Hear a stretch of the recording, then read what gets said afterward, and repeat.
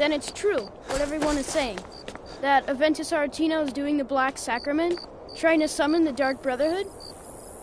Oh, Grimvar, always with the nonsense. No, of course not. Those are just tales. Fine, then I'll invite him out to play. He lives right there. I'm going to knock on his door. No, child, wait! That boy, that house, they are cursed. Ha! Then I'm right. I knew it. He's trying to have somebody killed. All right, I won't deny it, child. What you heard is true, but Aventus Aretino walks a dark path. His actions can lead only to ruin. Now, enough. We will speak no more of this. I am the only friend you need.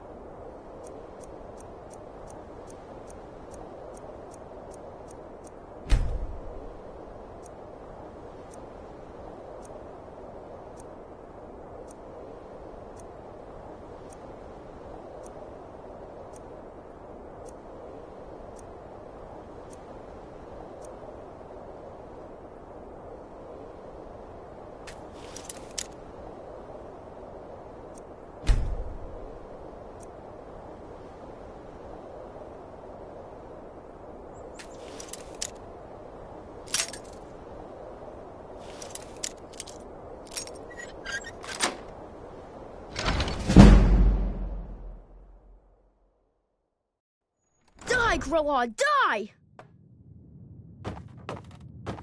Sweet mother, send your child unto me, for the sins of the unworthy must be baptized in blood and fear. Die, Grella, die! Sweet mother, send your child unto me, for the sins of the unworthy must be baptized in blood and fear. You've come at last! I knew you would! It worked! I knew you'd come! I just knew it! I did the Black Sacrament over and over with the body and the things, and then you came, an assassin from the Dark Brotherhood.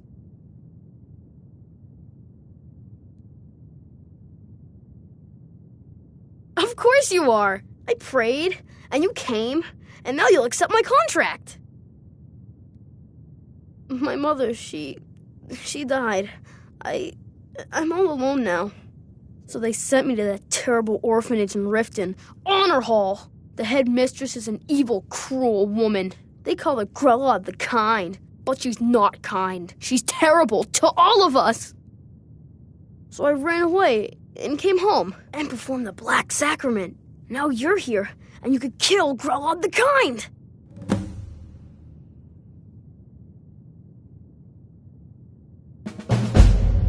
Please hurry. To be honest, I'm kind of lonely here. As much as I hated getting sent to Honor Hall, I really miss my friends there.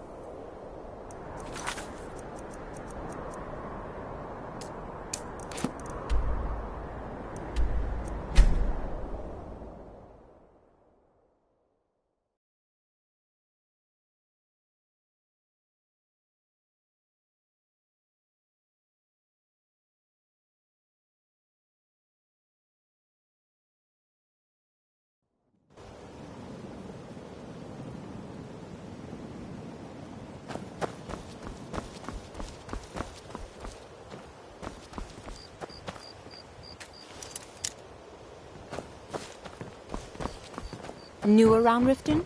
Take my advice. Stay at the B and Bar.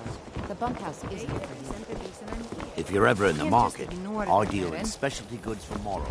I understand. Welcome to Riften, home of the thieves' guild. Or so they'd have you believe. It's all lies. They're just thugs. Vermin creeping around the rat way. What is it, Imperial?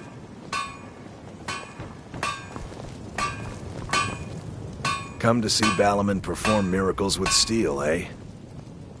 Smithing's been in my blood for generations. I owe my success to my forefathers and their recipe for flame. The secret is my forge. It consumes fire salts, a strange mineral that burns as hot as red mountain lava. Well, it was. Sadly, this forge is dying, and I've used the last of my fire salts. If I can't feed it soon, it may grow cold. You will?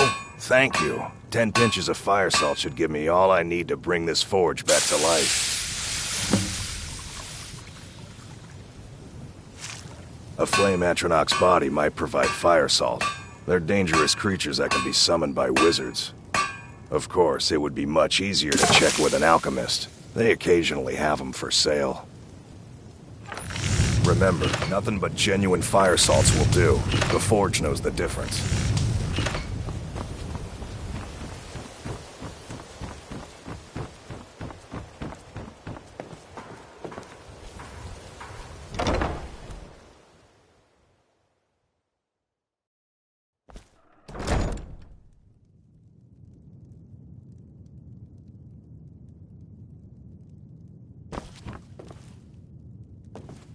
Those who shirk their duties will get an extra beating.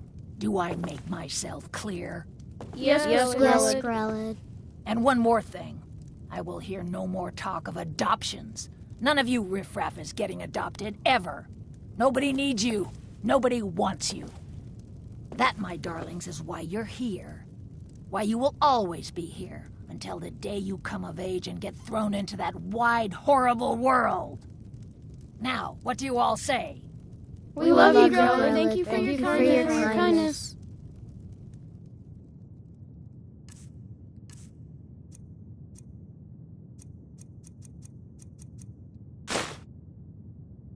That's better. Now scurry off, my little gutter snipes.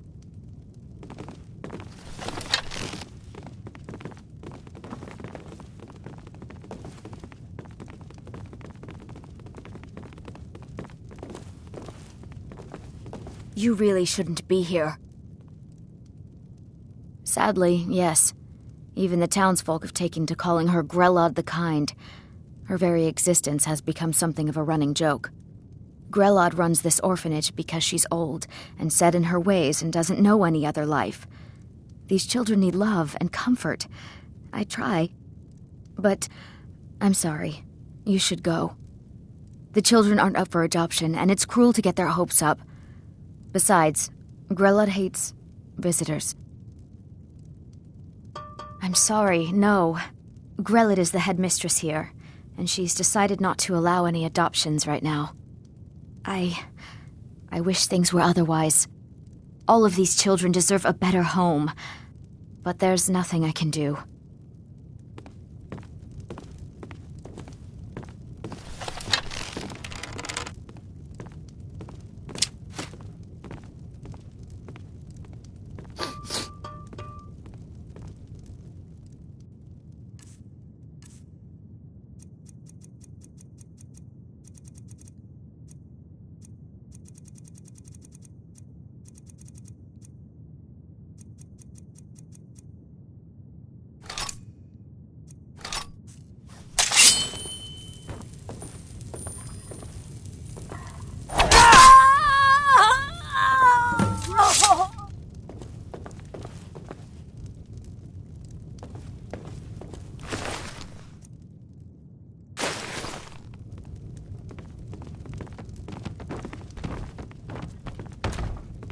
Someone has killed Grelid!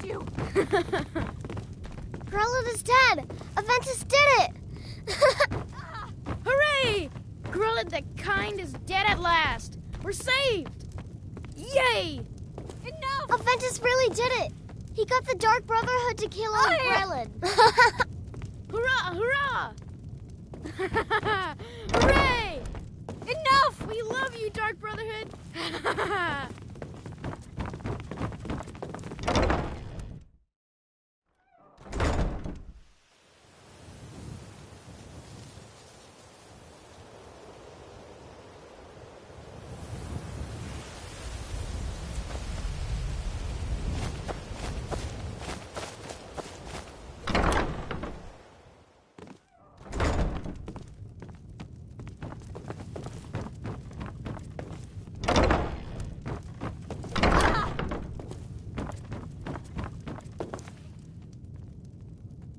can't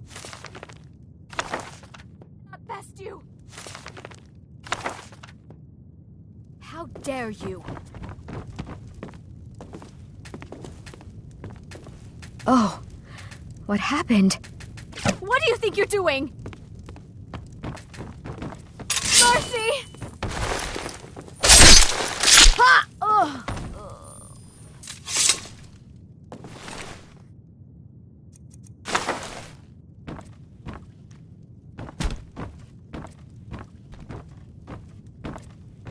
Leave me alone! Leave me alone! Leave me alone! Get away! Leave me alone! Leave me alone! Get away! Get away!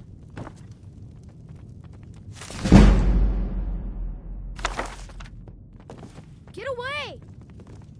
Leave me alone! Get away!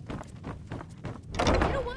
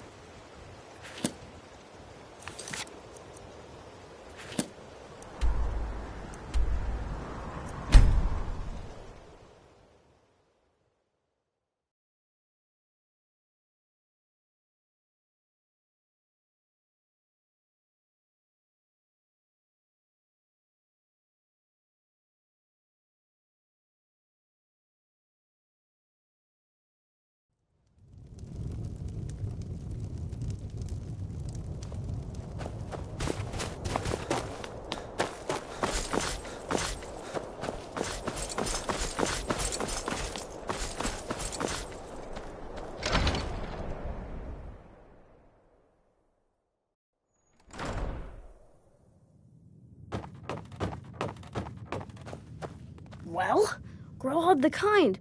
Is she, Aha! I knew you could do it. I just knew it. I knew the Dark Brotherhood would save me.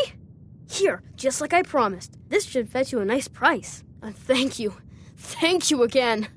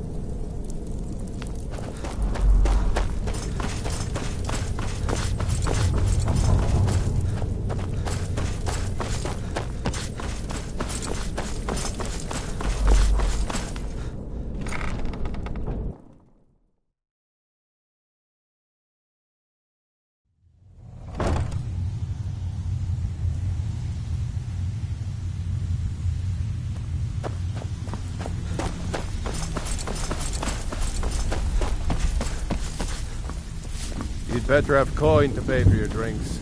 There's no handouts here. Huh. I suppose I can work with your face. After all, the sculptor cannot always choose the finest clay.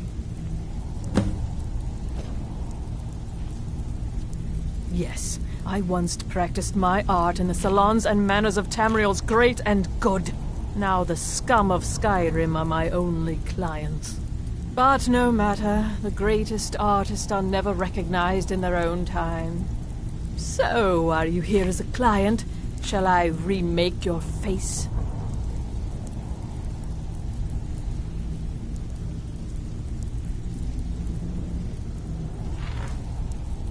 I have not always been a ragged beggar. I learned my art from the masters of the art of flesh sculpture. I studied with the faculty of chirurgeons and Cloudrest. I walked with the hollow-faced men of Notahogra for 3 years. I count the nobility of both the Empire and the Dominion among my clients. And yet, I have fallen so low that I must justify myself to a wanderer in the sewers of this backwater of the world.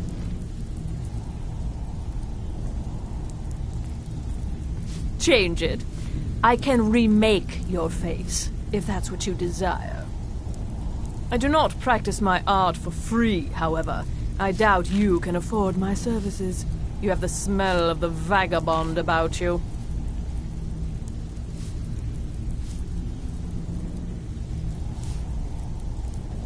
All right, then.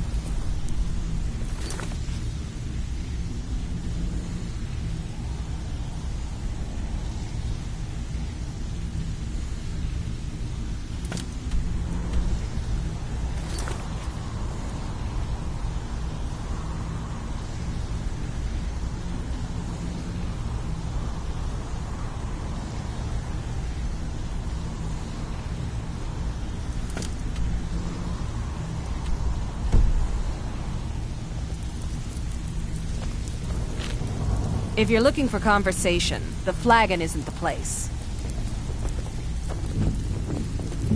I have no business with you.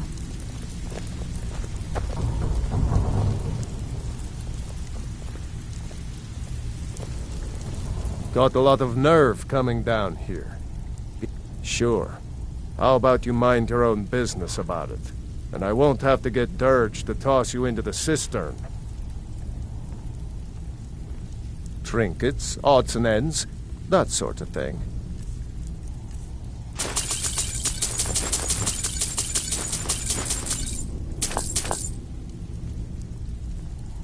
Sure. How about you mind your own business about it?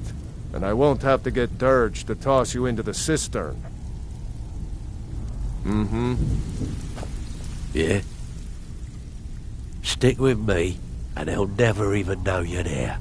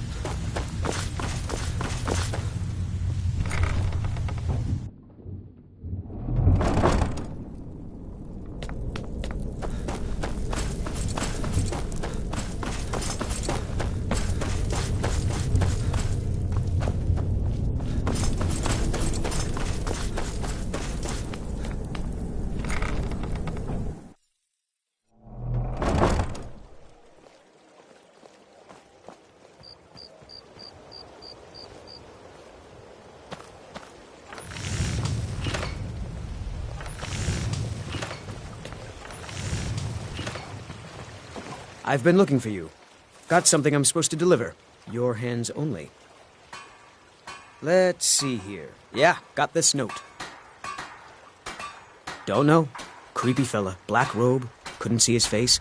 Paid me a pretty sum to get that into your hands, though. Looks like that's it. Got to go.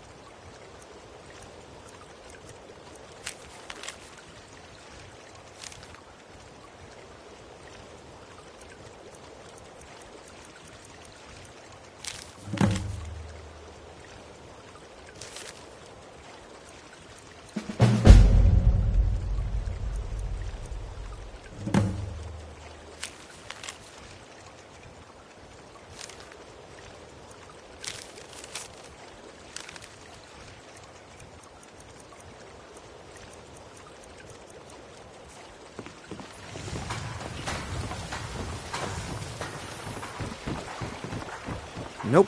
Sorry. Nothing.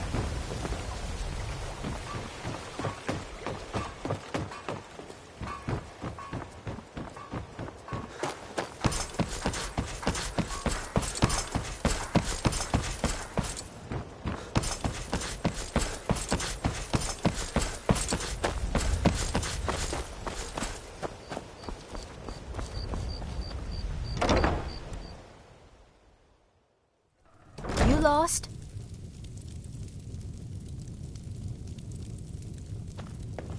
Boley's around somewhere, planning to feed the poor with his nonsense about Mara.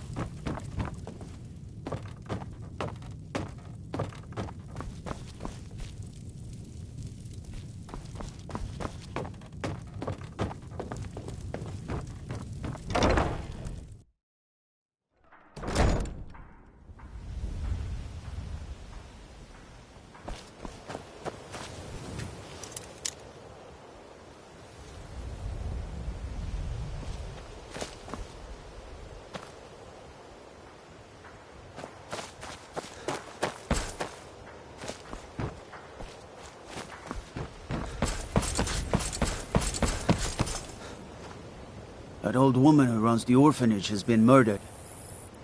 Say, didn't I see you coming out of there?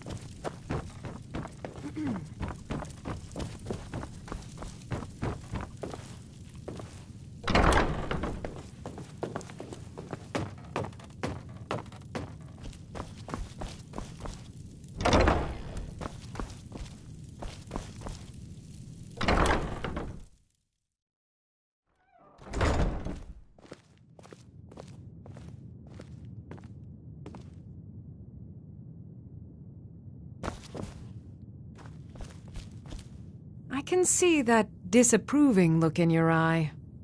If you're trying to ask if I tend the Hall of the Dead alone, then the answer is yes. You think anyone around here is going to lift a shovel to help me? Guess again. Leave the dirty work to old Alessandra. Look, I didn't ask for this job. I got stuck with it thanks to my father. I'd like to make the journey to the Hall of the Dead in Windhelm and give my ceremonial dagger to Anders, the caretaker. I believe once it's interred with my father's remains, I'll be at peace with his memory. I hadn't asked you because I was afraid you'd say no. I appreciate your help. Here, I'm entrusting you with the dagger. Bring it to Anders and he'll take care of the rest. Be cautious. The pilgrimage to the shrine is not an easy one.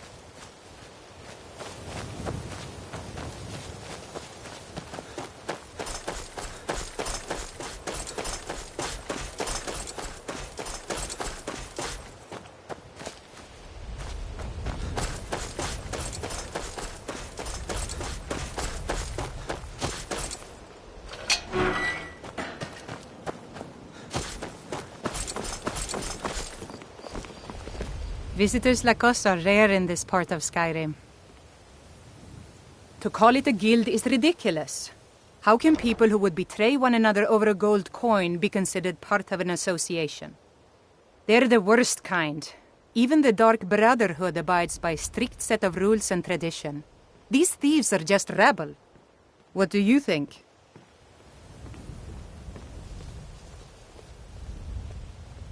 You disappoint me.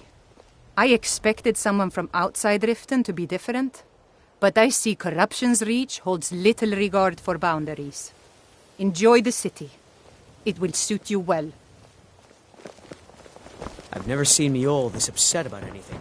The city really gets to her.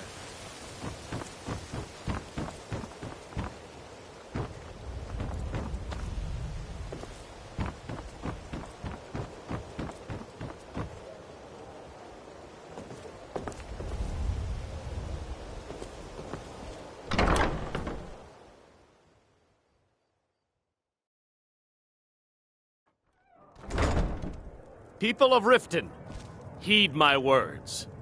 The return of the dragons is not mere coincidence. This is one of the signs that Lady Mara is displeased with your constant inebriation. Put down your flagons filled with your vile liquids, and embrace the teachings of the Handmaiden of Kine. No, Marama. We talked about this. Talon? Kirava, certainly we can come to some sort of an understanding. These people must be made aware of the chaos they've sown. Enough, Marama. We've all heard of the dragons and their return. There's no need to use them as an excuse to harass our customers. Very well, Talon. I'll remove myself from this den of iniquity. We're not kicking you out. Just keep the sermons at the temple and let us all sin in peace.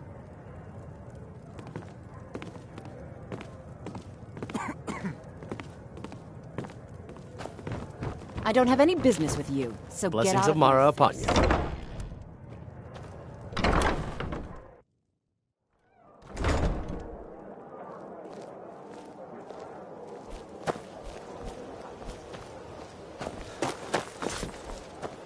Need something?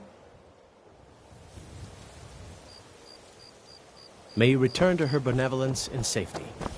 Glad to see you finally came to your senses. Ready to make some coin? Simple. I'm going to cause a distraction. You're gonna steal Medesi's silver ring from a strongbox under his stand. Once you have it, I want you to place it in Branche's pocket without him noticing.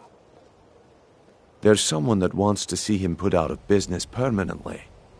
That's all you need to know. Now, you tell me when you're ready, and we'll get started. Good. Wait until I start the distraction. Then show me what you're made of. Everyone, gather round. I have something amazing to show you that demands your attention.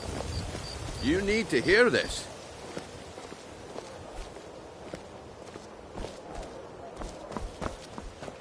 You need to hear this.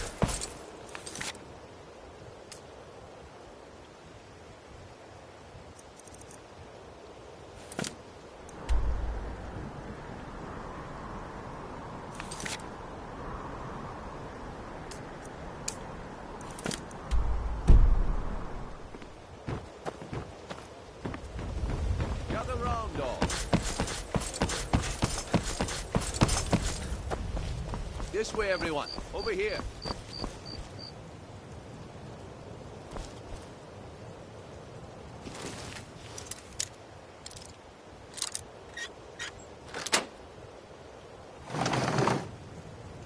This way, everyone.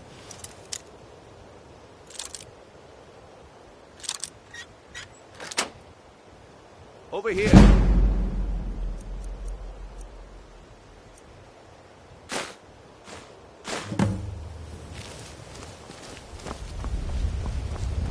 Gather round, all.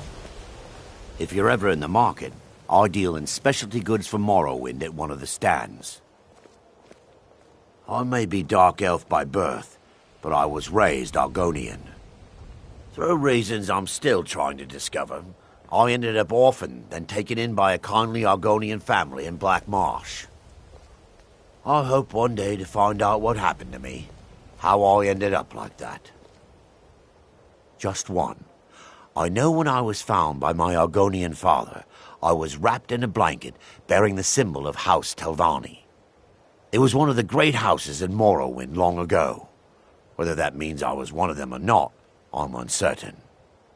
If you come across anything in your travels that might provide me with the answers I'm looking for, I'd be grateful. Thank you. Come on. I learned that a matron who had served for House Telvanni had escaped Morrowind during the Accession War.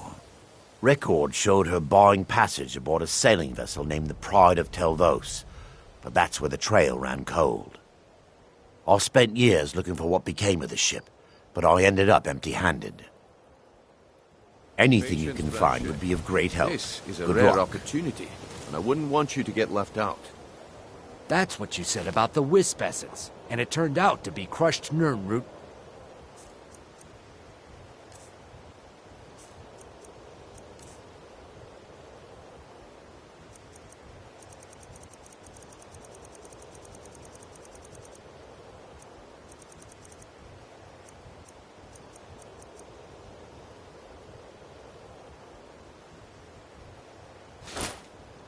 Water. Well, I see that my time is up.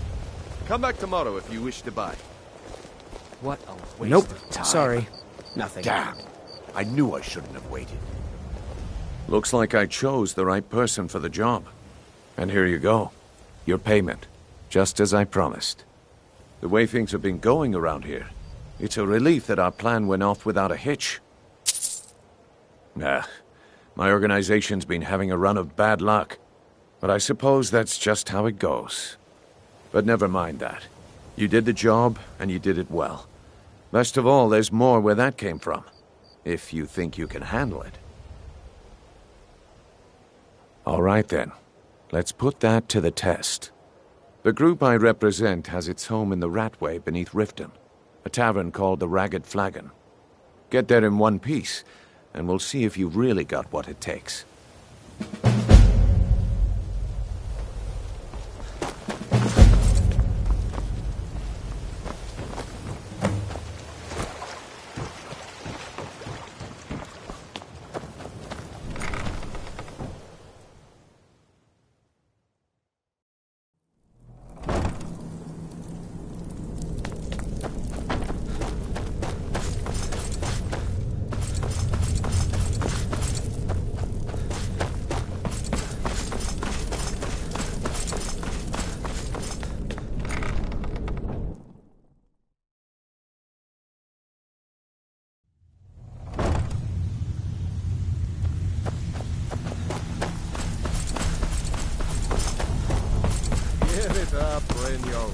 Those days are over. I'm telling you, this one is different. We've all heard that one before, Bryn. Quit kidding yourself.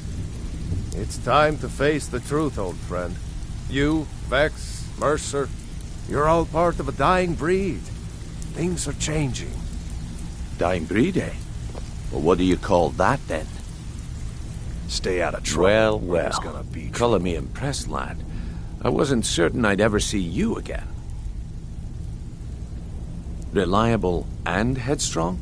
You're turning out to be quite the prize. So, now that I've whetted your appetite with our little scheme at the market, how about handling a few deadbeats for me? They owe our organization some serious coin, and they've decided not to pay. I want you to explain to them the error of their ways. Kirava, Bersi Honeyhand, and Helga. Do this right, and I can promise you a permanent place in our organization. Honestly, the debt is secondary here. What's more important is that you get the message across that we aren't to be ignored. A word of warning, though. I don't want any of them killed. Bad for business. Good. If you need any details on your marks, I'll be here. Now get going.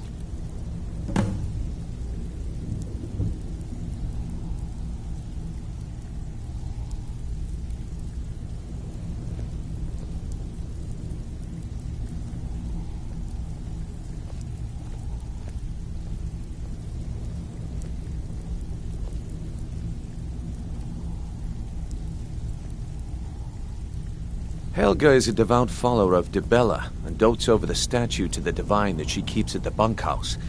Use it as leverage, and she'll cave. He's as pig-headed a man as you'll ever find. The key is that ugly dwarven urn in his shop. Smash that thing to bits and he'll change his attitude. Kirava's stubborn, but she's got a soft spot for family. Talk to Talon J at the Bee and Barb, and see if you can get something out of him. They're well acquainted, if you catch my meaning. I'll be here when you're done.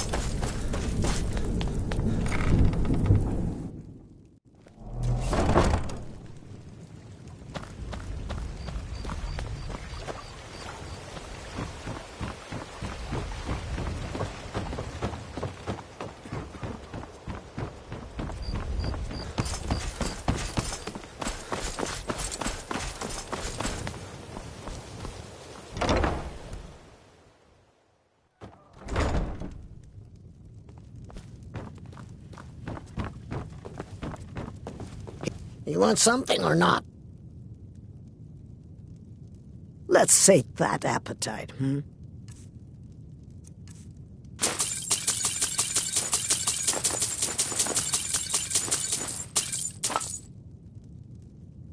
Here, take a look at this. Some of the Jarl's men came by and left this bounty letter.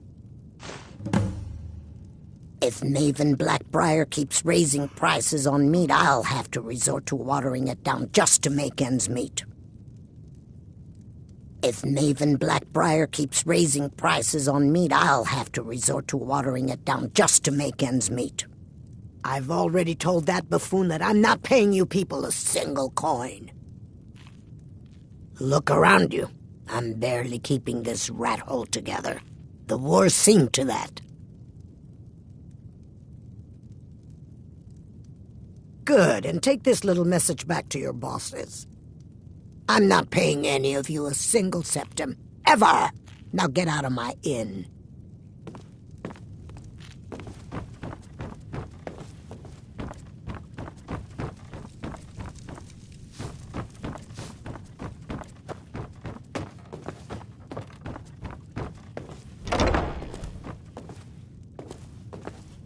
What do you want?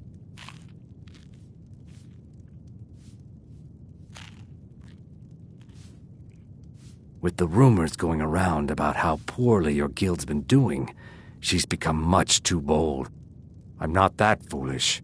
The last thing I want is a war with your people.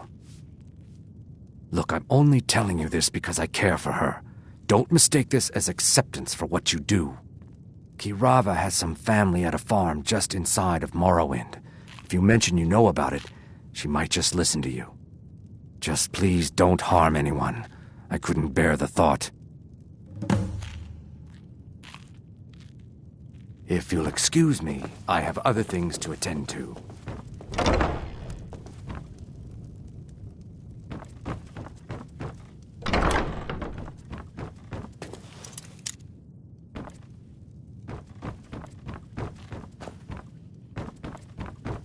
I don't have any business with you, so get out of my face. I'm not paying you or Brynjolf a single coin. Now, no, and I never will. Now get out of my inn. How could you possibly know about... Please, my family means too much to me. Don't hurt them. Very well. Here. Take this back to Brynjolf and tell him he'll have no more trouble from me.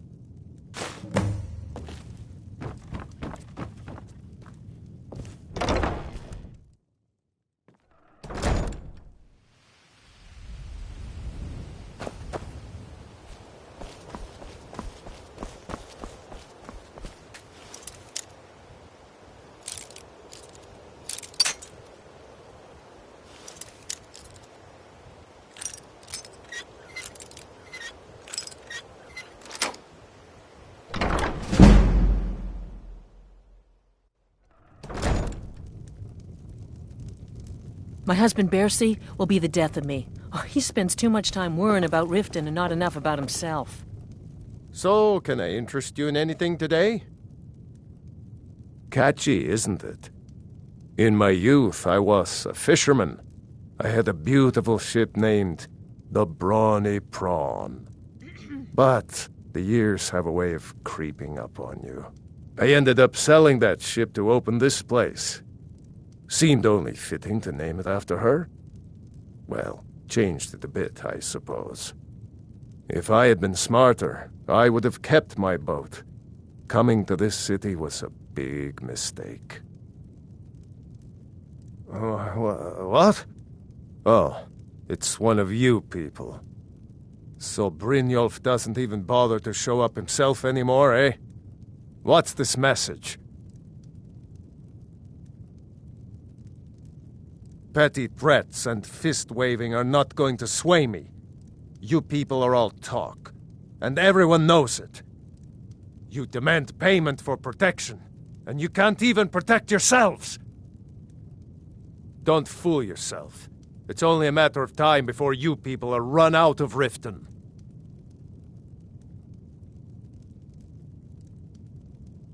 I'm going to make you sorry for this. Come on. Never should have come here. Don't let him get away with it!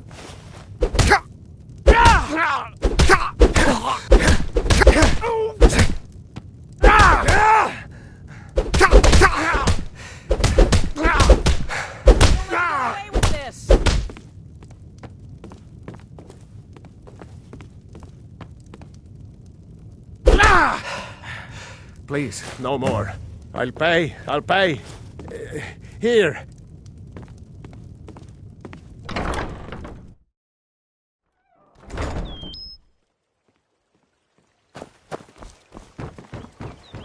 My cousin's out fighting dragons, and what do I get?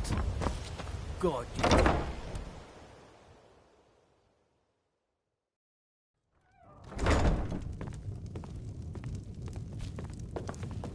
It's you. Please, don't hurt me. I know who you are. You've been terrorizing the entire city. Please, there's no need for that here. Message understood. Here, I even have the payment.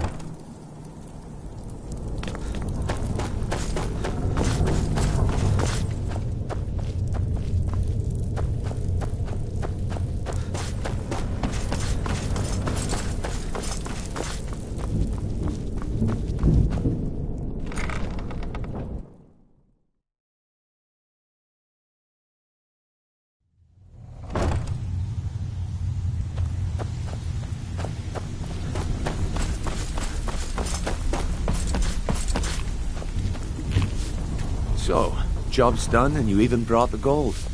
Best of all, you did it clean. I like that. Dumping bodies and keeping the guards quiet can be expensive. Well done. And it would seem I owe you something in return. Here you go. I think you'll find these quite useful. Judging from how well you've handled those shopkeepers, I'd say you've done more than simply prove yourself. We need people like you in our outfit. That's the spirit. Larceny's in your blood. The telltale sign of a practiced thief. I think you'll do more than just fit in around here. What's on your mind? We've run into a rough patch lately, but it's nothing to be concerned about. Tell you what, you keep making us coin, and I'll worry about everything else. Fair enough? Now, if there are no more questions, how about following me and I'll show you what we're all about?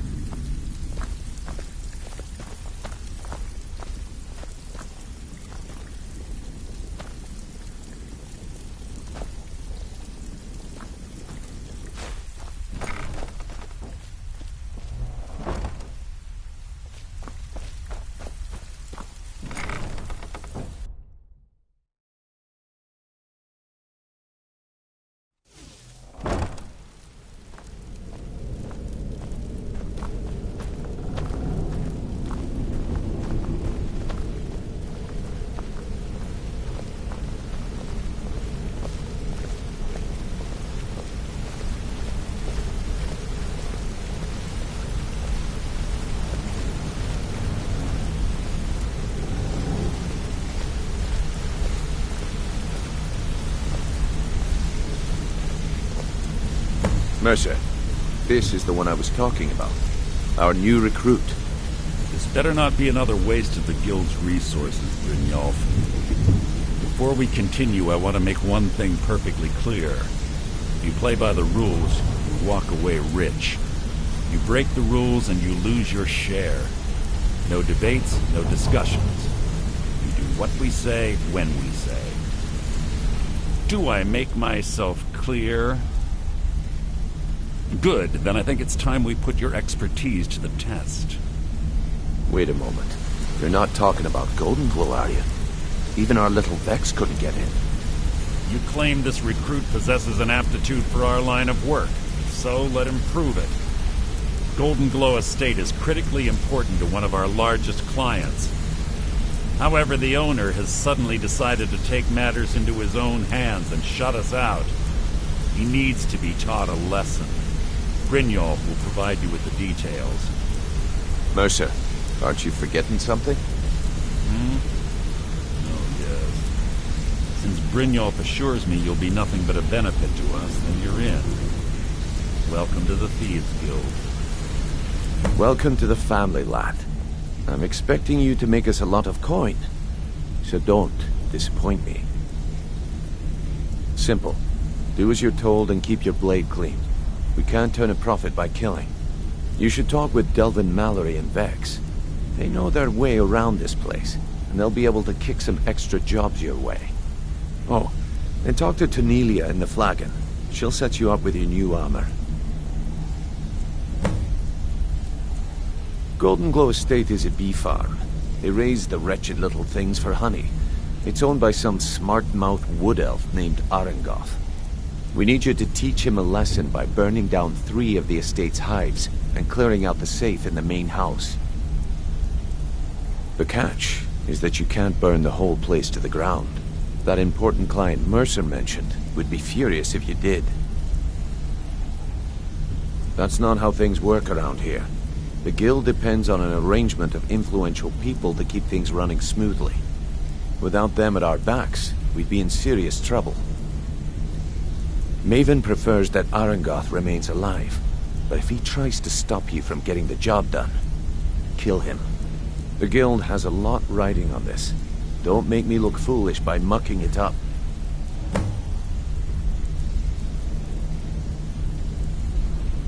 They're built like small fortresses to resist the weather, but their one weakness is flame. Besides, nothing tells the people of Riften we mean business better than a huge column of smoke. I'll give you one good reason. Maven Blackbriar. Burn all the hives, and she'd have to import honey for Blackbriar meadery, which would cut into her profits. We had an arrangement with Maven. We kept an eye on Golden Glow Estate to make sure the honey kept flowing. If the workers had a dispute, we'd rough them up. If competitors tried to buy honey from Arengoth, we'd steal the shipments. In return, Maven allowed us to extort Arengoth and bring in a huge payout. Let me put it to you this way. Nothing happens in Riften without Maven's consent. One word from her, and you could spend the rest of the 4th era in prison. You watch yourself on that island. Those mercenaries don't take prisoners.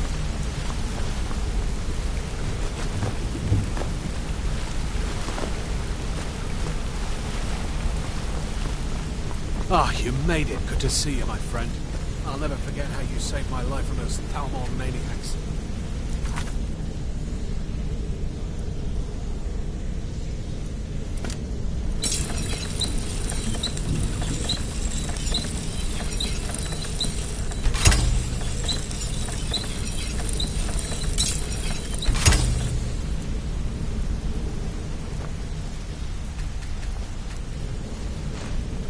Hey, let's talk a second.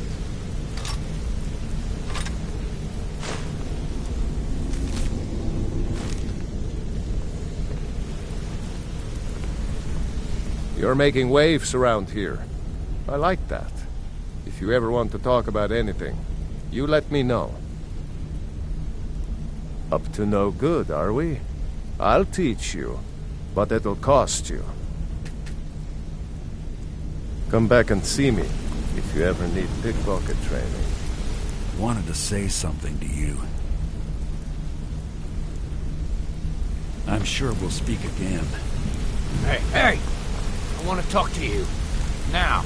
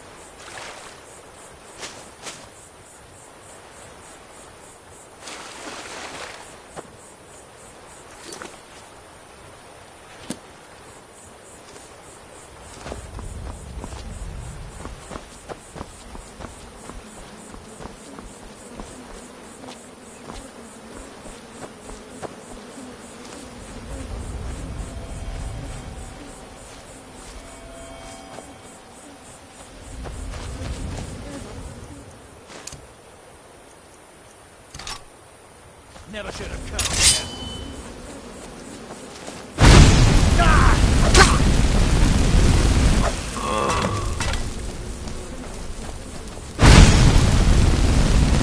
Give up while you still can. Don't have a chance. Scratch.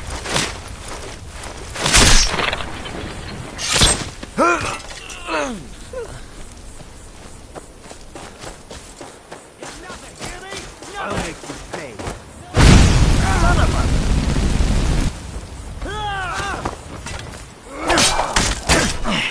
Show me what you got. Not like this.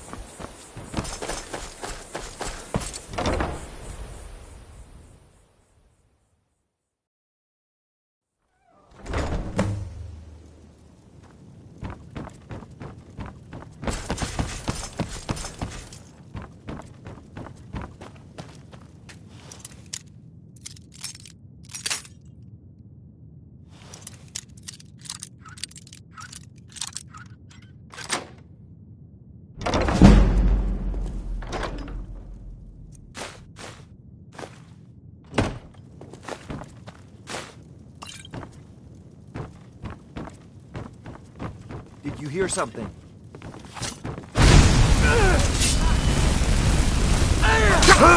Bastard!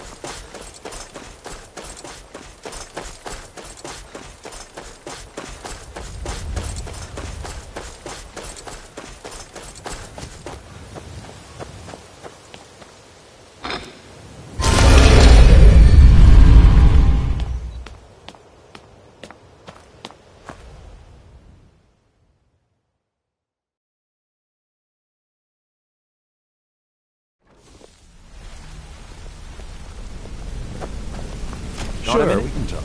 Wanted to say something. Come here a second. You've made a mess of things, and Maven's furious.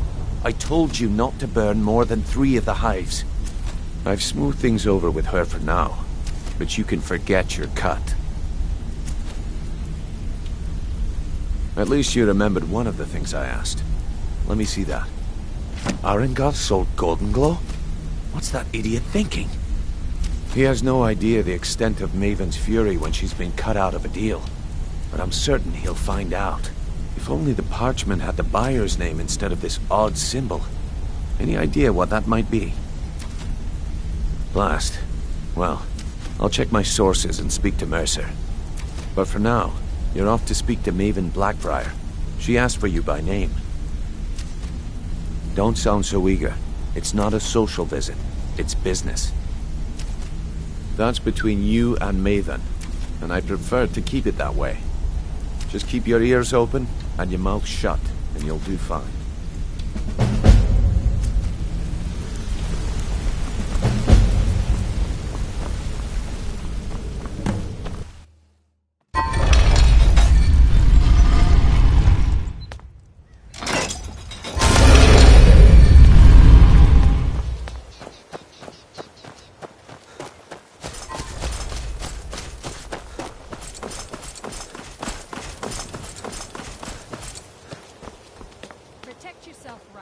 So you're the one that burned down Golden Glow Estate. Do you have any idea what that little stunt you pulled is going to cost me? I'm amazed you even bothered to show your face here. The only reason we're having this conversation is due to Brynjolf's assurance you won't botch another assignment. He claims you possess some sort of uncanny aptitude for your line of work. Quite frankly, I find that hard to believe. Is that confidence I hear? Or is it arrogance? Strange how often they're confused. You have to understand, it's been a long time since Brynjolf sent me anyone I can rely on. Faith? I don't have faith in anyone. All I care about is cause and effect. Did the job get done, and was it done correctly? There's no gray area. I hope not. This is an important job. I have a competitor called Hunningbrew Meadery that I want to put out of business. I also want to know how they managed to get the place up and running so quickly. Head to the Bannered Mare in Whiterun and look for Malus Machius. He'll fill you in on all the details. Some layabout named Sabjorn. Been a thorn in my side for the last few years now. Not a day goes by that I don't regret letting Sabjorn get as far as he did. In only a few short years, he's taken that bile he calls mead to market, and a chunk of my profits with it. I can't imagine where he found the gold to take it to market so quickly. Exactly. With Sabjorn in prison, his meadery will be forced to close. Then I swoop in and take over the place. No more competition. The Golden Glow Estate job has undoubtedly interrupted the supply of honey I need to make my mead. Sabjorn could use this interruption to his advantage and collect a larger share of the market. I can't have that. One more time, in case I wasn't clear. You butcher this job, and you will be sorry.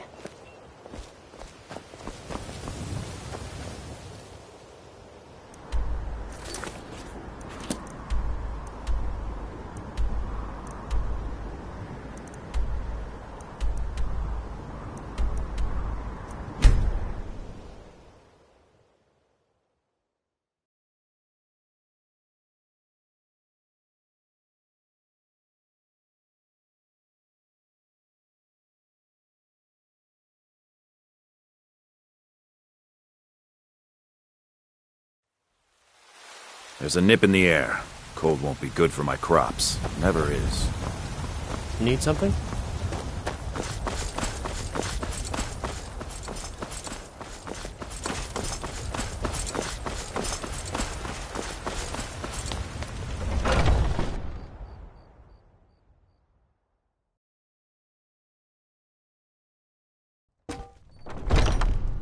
Come on in. Just stoke the fire.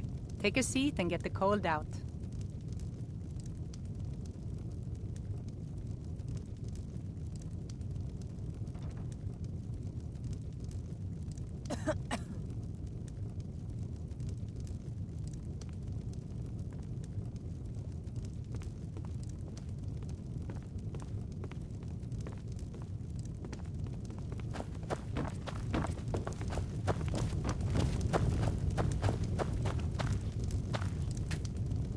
Can't a man drink in peace? I'm gonna keep this short because we've got a lot to do. Haunting Brew's owner, Sabjorn, is about to hold a tasting for Whiterun's Captain of the Guard, and we're going to poison the mead. No, that's the beauty of the whole plan. We're going to get Sabjorn to give it to us. The meadery has quite a pest problem, and the whole city knows about it. Pest poison and mead don't mix well. You know what I mean?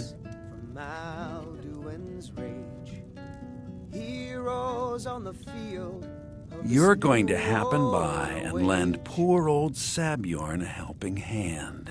He's going to give you the poison to use on the pests, but you're also going to dump it into the brewing vat. Lost in the shadow of the black wings unfurled. Maven and I spent weeks planning this. All we need is someone like you to get in there and get it done. Now get going before Sabjorn grows a brain and hires someone else to do the dirty work.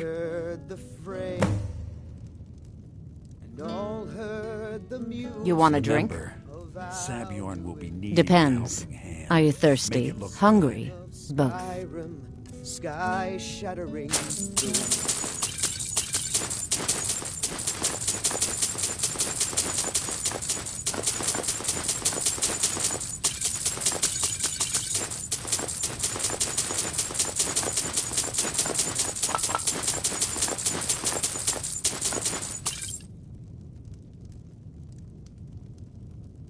Until next time.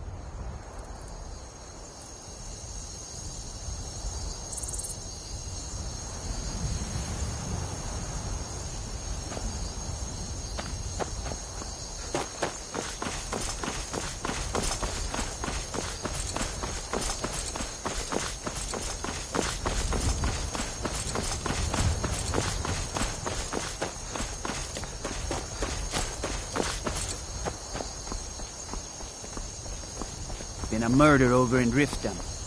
Some old lady who runs an orphanage.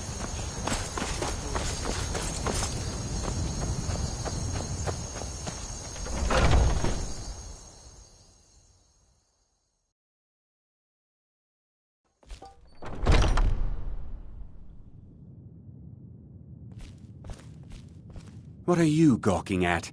Can't you see I have problems here? Are you kidding me? Look at this place. I'm supposed to be holding a tasting of the new Honningbrew Reserve for the Captain of the Guard.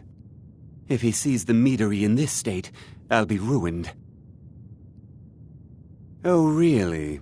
And I don't suppose you just do it out of the kindness of your heart, would you? I hope you're not expecting to get paid until the job's done.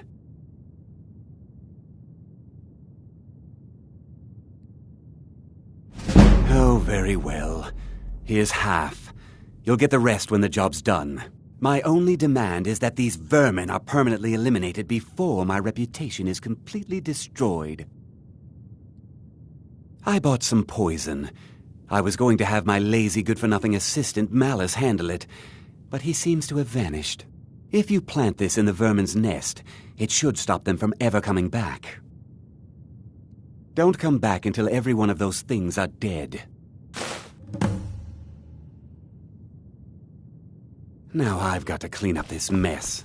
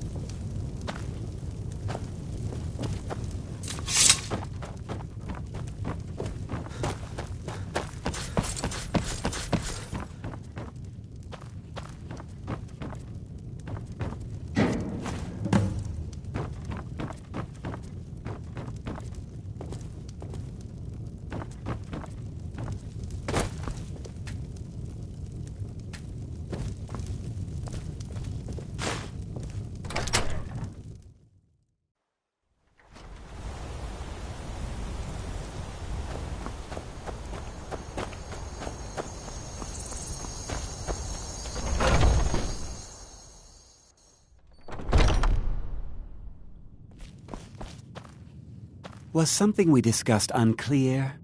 Well, it's about time. I had to stall the captain until you were finished. You'll just have to wait until after the captain's finished. I suppose you can wait around if you must.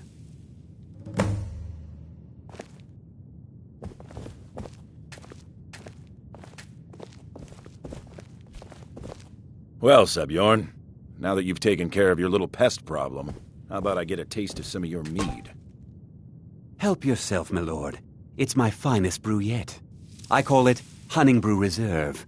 I think you'll find it quite pleasing to your palate. Oh, come now. This is mead, not some wine to be sipped and savored.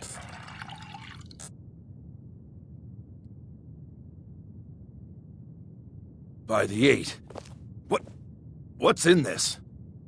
I don't know. What's wrong? You assured me this place was clean. I'll see to it that you remain in irons for the rest of your days. No, please. I don't understand. Silence, idiot. I should have known better to trust this place after it's been riddled with filth. I beg you, please. This is not what it seems.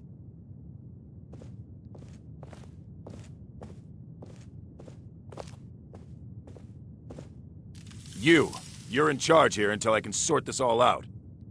It will be my pleasure. And you're coming with me to Dragon's Reach. You'll see how quickly your memory clears in the city's prisons. Now, move. Look, I assure you this is all just a huge misunderstanding. I said, move. Farewell, Sebjorn.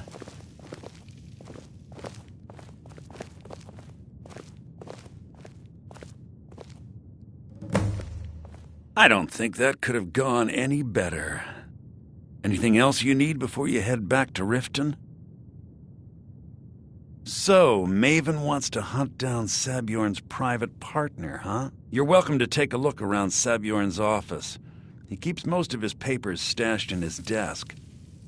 Here, this should help. Start changing it over to the Blackbriar Meadery West as soon as possible. That was Maven's part of the deal. She's put me in charge of keeping the mead flowing, so that's exactly what I'm gonna do. If you're in the area, and you ever need anything fenced, you just let me know. I thought it would be better to leave some of the details out of our previous discussion. Didn't want to risk you walking away from the job. Besides, you've done Maven a favor getting rid of him, and saved me from wasting coin hiring someone else to do it later. Remember to put in a good word with Maven for me. I can't believe that worked.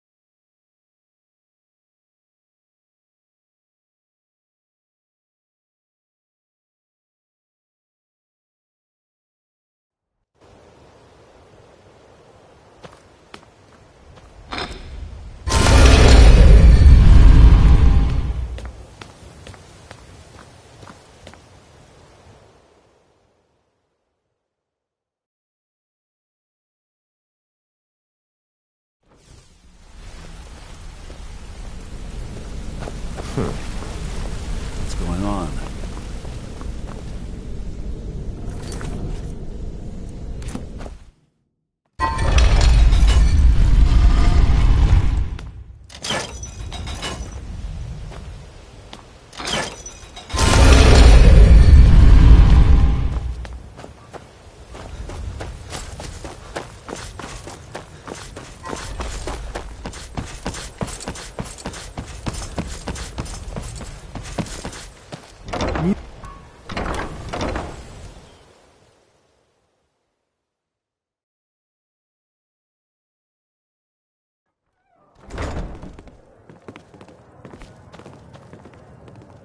You have some nerve coming back here after what you did to Kirava.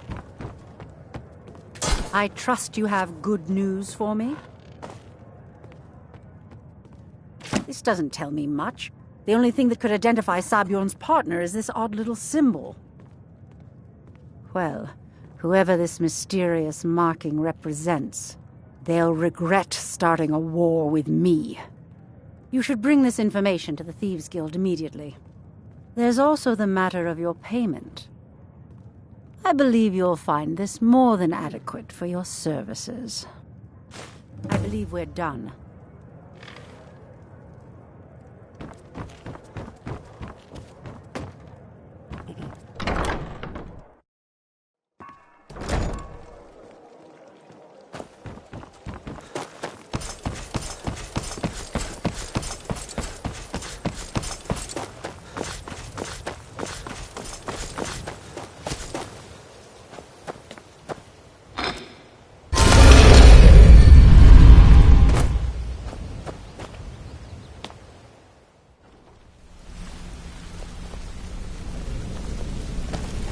What's on your mind?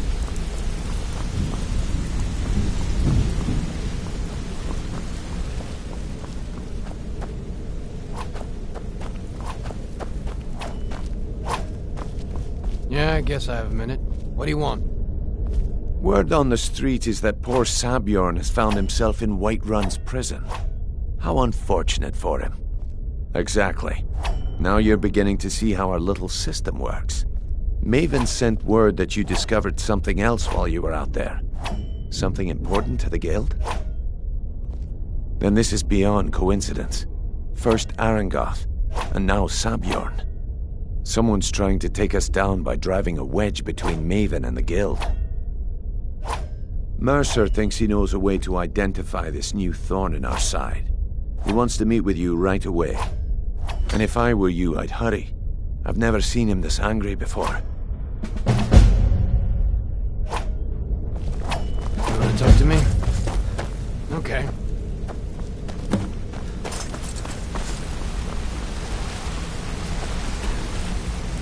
Ah, there you are. I've consulted my contacts regarding the information you recovered from Golden Glow Estate, but no one can identify that symbol. It would seem our adversary is attempting to take us apart indirectly by angering Maven Blackbriar. Very clever. They're well funded, and they've been able to avoid identification for years. I'm impressed it reached this point. Just don't mistake my admiration for complacency.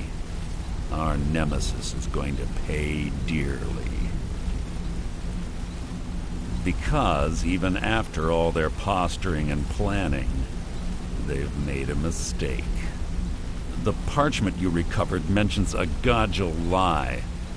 According to my sources, that's an old alias used by one of our contacts. His real name is Gullum Eye. Slimy bastard.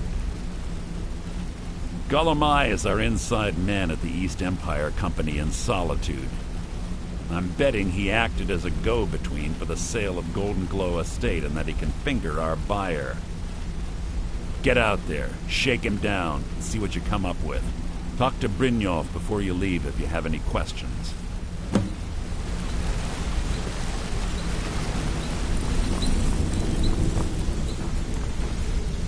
I can't believe Gullum Eye's mixed up in all this.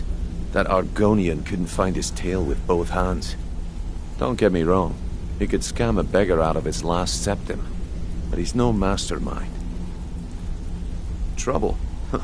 He's one of the most stubborn lizards I've ever met. You have your work cut out for you. You're going to have to buy him off. It's the only way to get his attention. If that fails, follow him and see what he's up to. If I know Gulamai, he's in way over his head, and you'll be able to use it as leverage.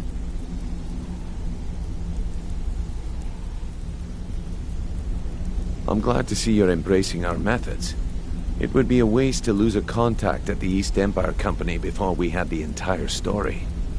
Just keep on Gulamai's tail, and he's bound to step into something he can't scrape off his boot. Good luck in Solitude. Keep Gulamai alive, but remind him who we are.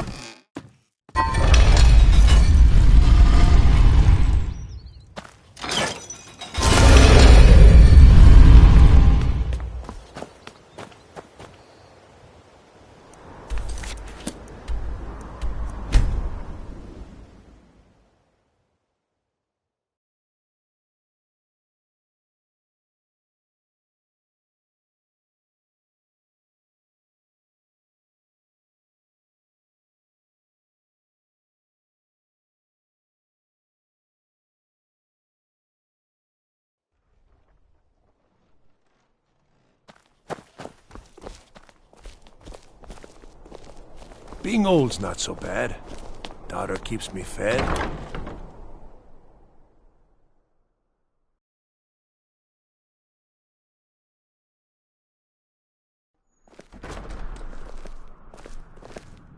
I'm a little busy at the moment. I've got all sorts of errands to run. So, what do we have here? Let me guess. I don't deal in land or property. Now, if you're looking for goods, you've come to the right person. Oh, wait. Did you say Golden Glow Estate? My apologies. I'm sorry to say I know very little about that, bee farm, was it? Maybe I did, maybe I didn't. I can't be expected to remember every deal I handle.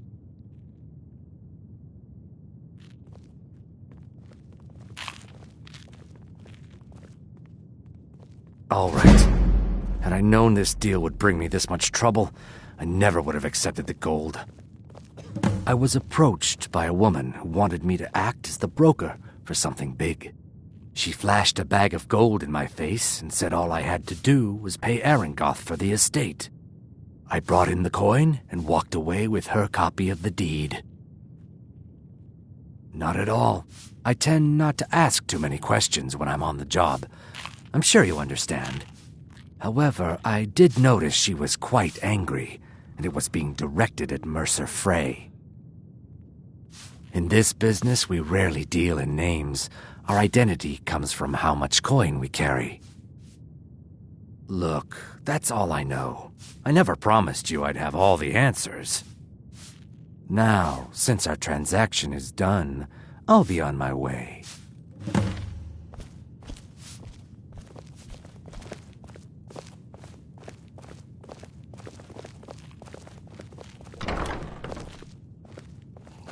Seems there's always more to be done.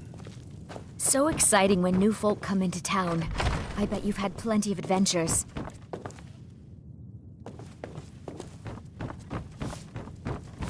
Someday, a gallant hero will ride up and take me away. Welcome to the Winking Skeever, friend.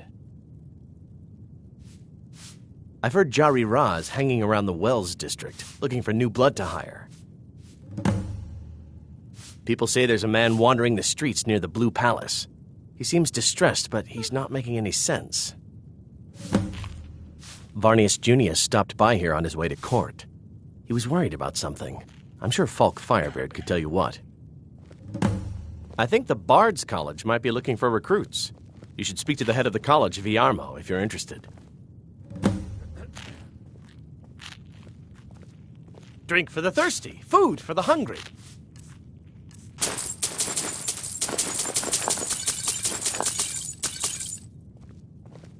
Remember the Winking Skeever next time you're footsore.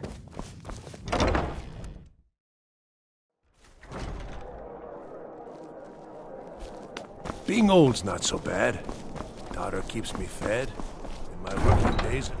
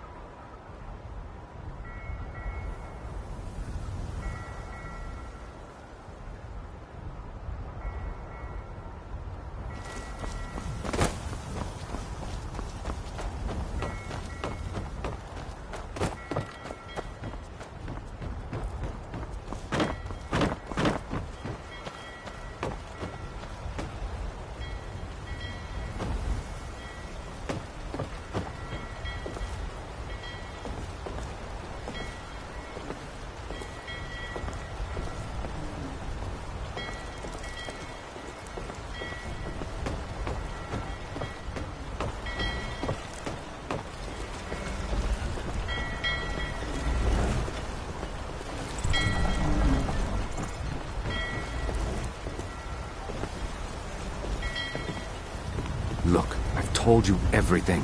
Now leave me alone. You talk to Egg Brothers. Deja has no words for you. You again. We have nothing else to discuss. Now move.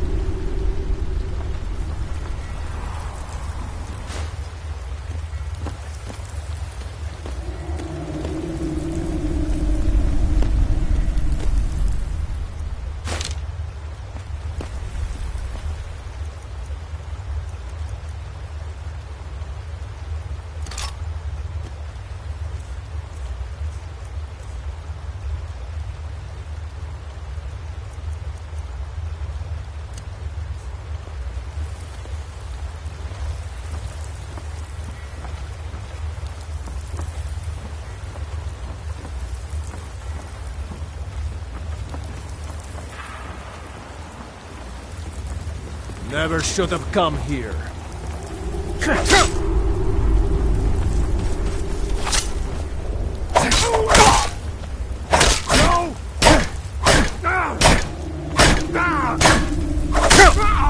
We are about to fall back!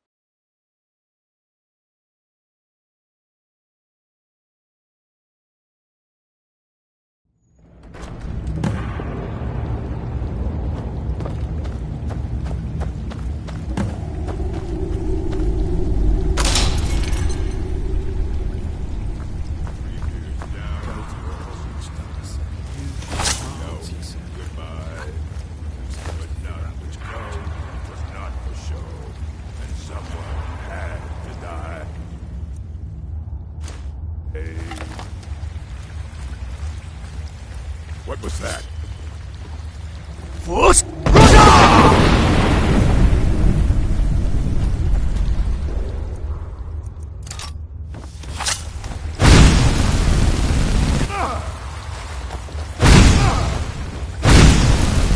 I'll show you a real fight.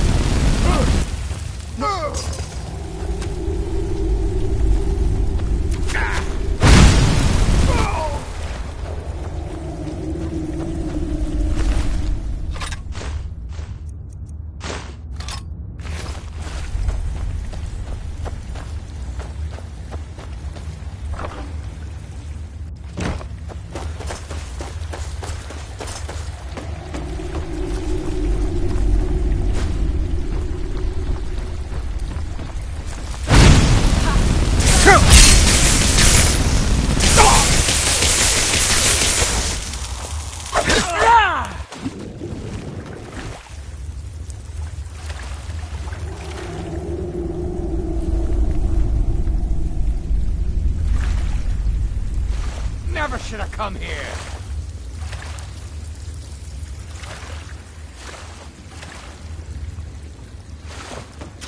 Huh?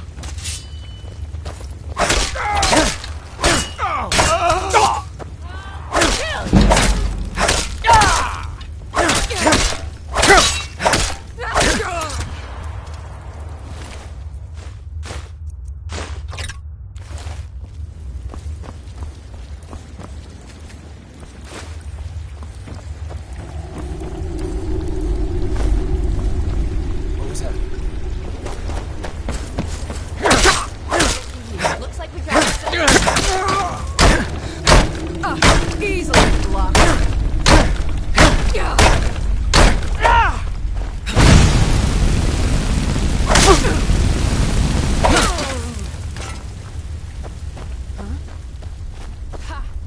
God, another.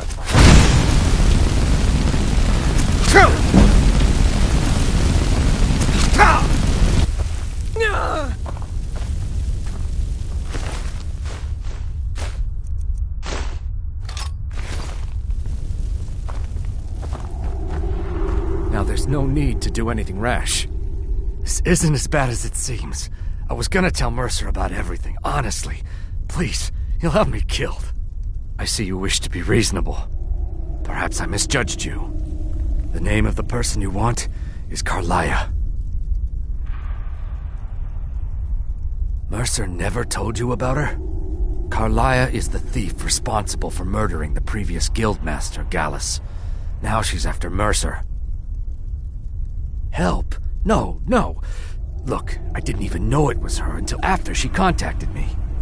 Please, you have to believe me. I don't know. When I asked her where she was going, she just muttered, "Where the end began." Here, take the Golden Glow estate deed as proof. And when you speak to Mercer, tell him I'm worth more to him alive.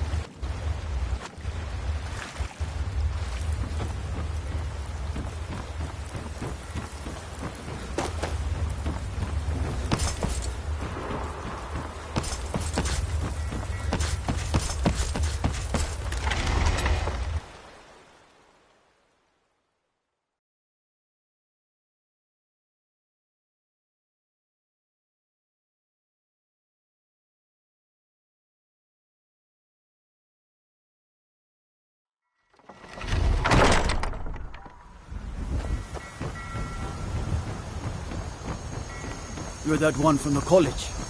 Heard about you.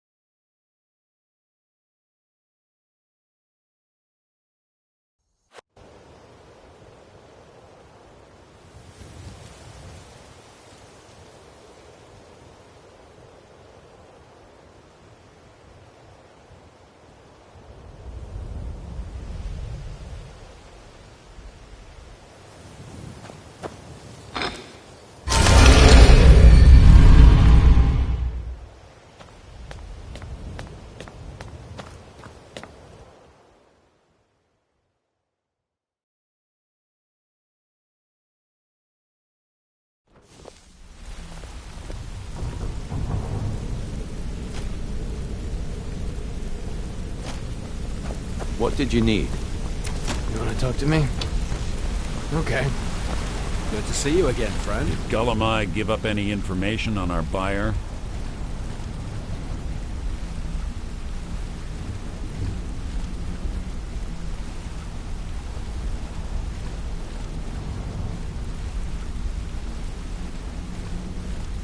No, it can't be. I haven't heard that name in decades. This is grave news indeed. She's someone I hope to never cross paths with again. Carlia destroyed everything this guild stood for. She murdered my predecessor in cold blood and betrayed the guild. After we discovered what she'd done, we spent months trying to track her down, but she just vanished. Carlia and I were like partners. I went with her on every heist. We watched each other's backs. I know her techniques, her skills. If she kills me, there'll be no one left that could possibly catch her. If only we knew where she was. There's only one place that could be. A place where she murdered Gallus. A ruin called Snow Vale Sanctum. We have to go out there before she disappears again. Yes, I'm going with you, and together we're going to kill her. Here's your payment for solitude. Prepare yourself and meet me at the ruins as soon as you can. We can't let her slip through our fingers.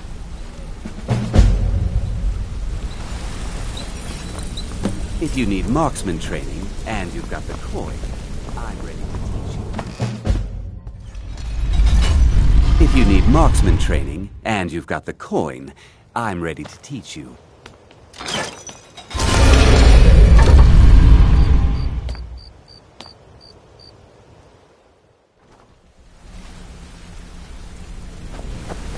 What's on your mind?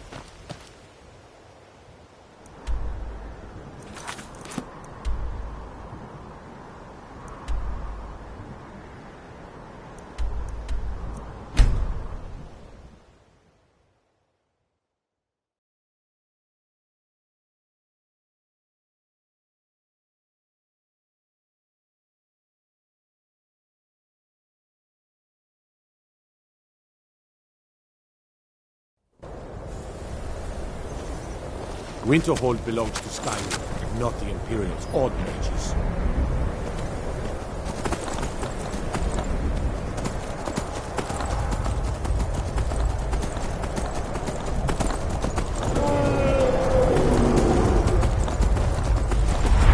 And the truth.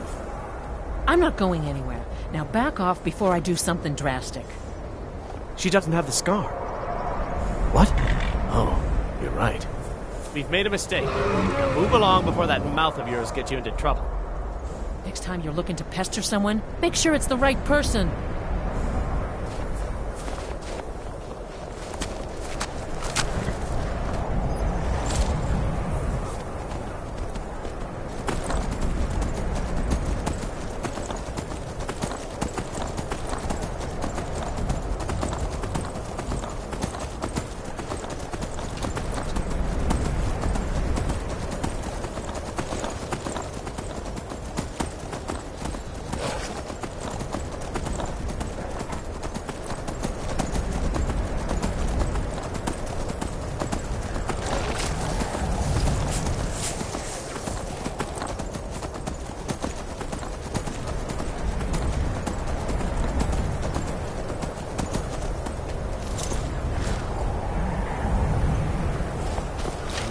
Something's near. You can't hide from me.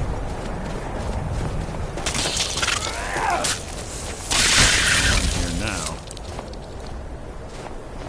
Good. You're finally here. I've scouted the ruins and I'm certain Carlia is still inside. No, I found her horse. Don't worry, I've taken care of it. She won't be using it to escape. Let's get moving. I want to catch her inside while she's distracted. Take the lead. Just make certain you keep your eyes open. Carlia is as sharp as a blade. The last thing I need is you blundering into a trap and warning her that we're here.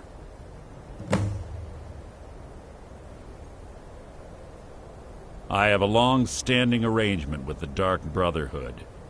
If I need someone in the guild taken care of, we do it ourselves. We both agree it's best to keep these matters in-house.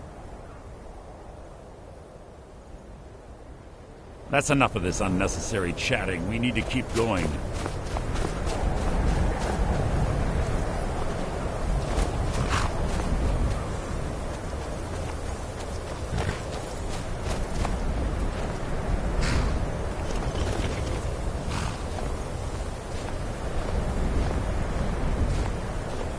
They say that these ancient Nordic burial mounds are sometimes impenetrable. This one doesn't look too difficult. Quite simple, really. I don't know what the fuss is about these locks. All it takes is a bit of know-how, not a lot of skill. That should do it. You.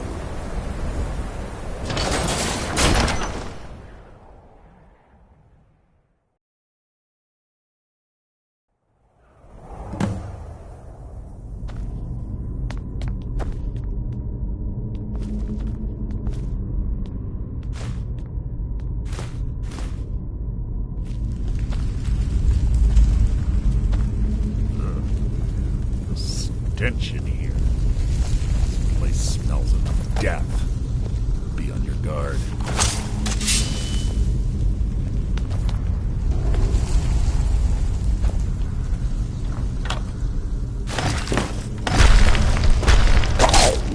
Just win your own. You can't hide from me. That was hardly worth my time. Pull the chain over there and watch out for the spikes. Looks like Carlia reset all of the traps.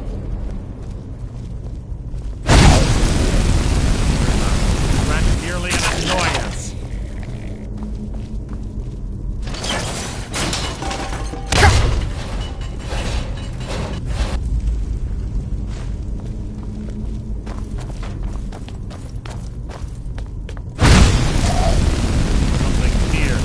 Can't hide from me.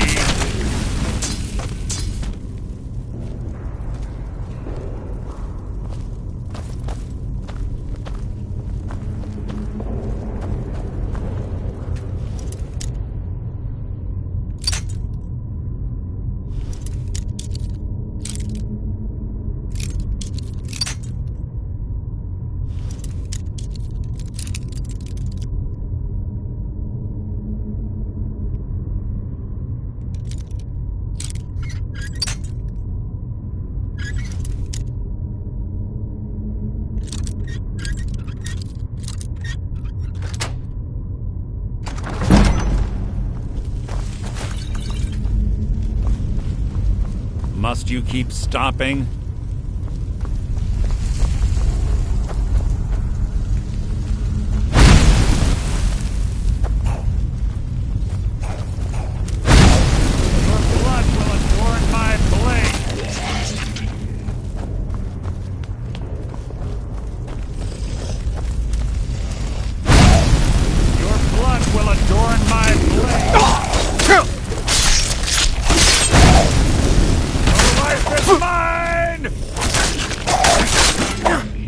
Challenge.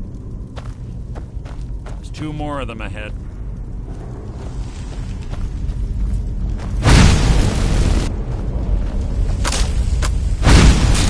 What was that? Your feeble attempt to hide is What was that?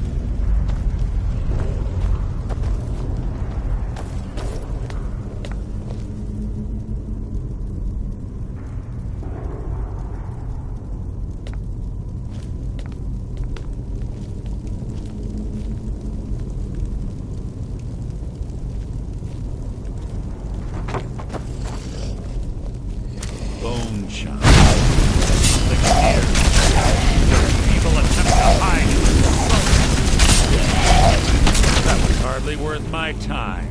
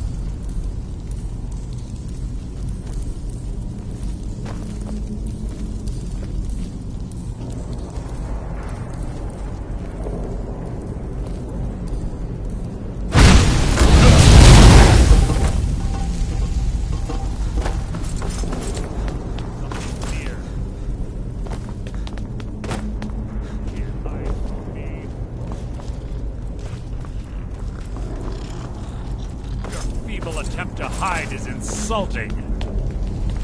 I've killed legions like you.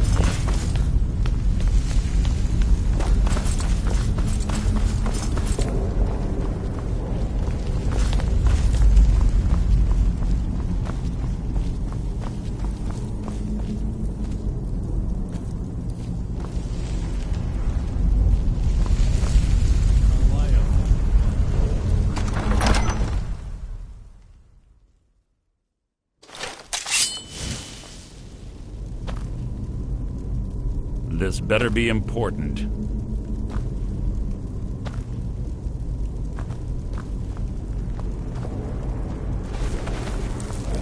Who's there? You can't hide from me!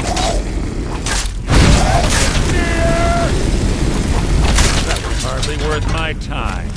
What was that? No one here now. Your feeble attempt to hide is insulting. Your end is near! You have written your own epitaph.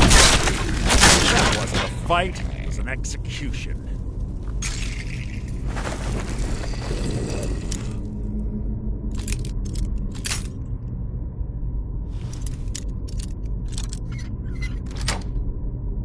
The death will be my triumph. Making this too easy.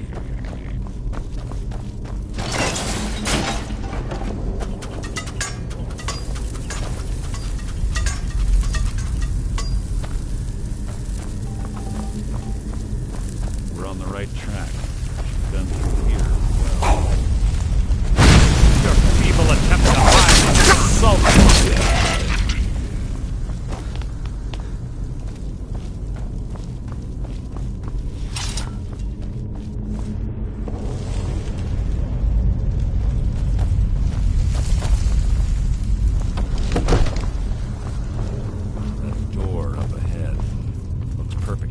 An ambush.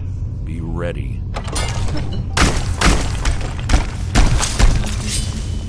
What was that?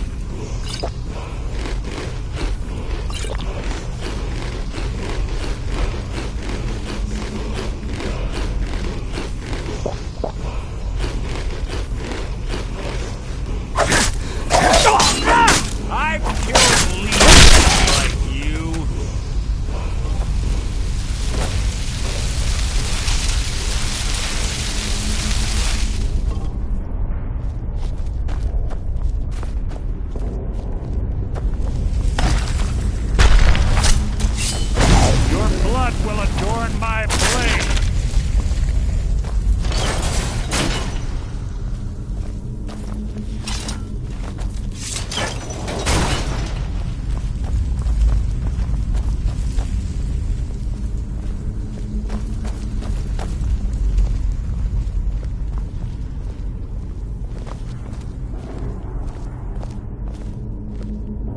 Ah, it's one of the infamous Nordic puzzle doors.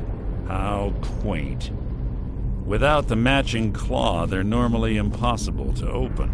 Since I'm certain Carlia already did away with it, we're on our own. Fortunately, these doors have a weakness if you know how to exploit it. Quite simple, really. Carlia's close, I'm certain of it. Now let's get moving.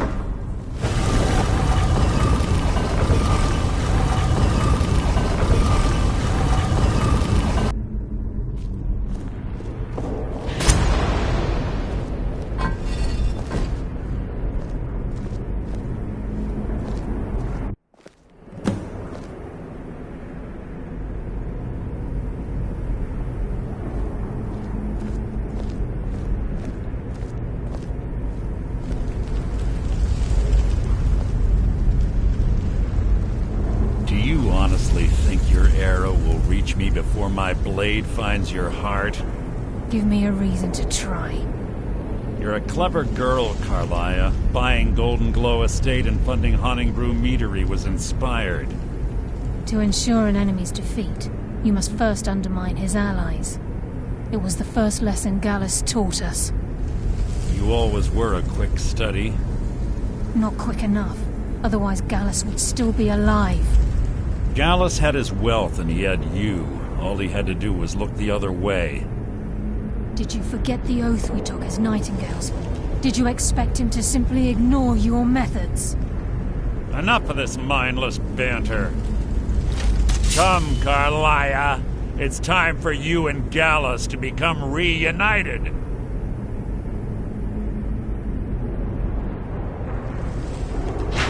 I'm no fool, Mercer. Crossing blades with you would be a death sentence, but I can promise the next time we meet, it will be your undoing.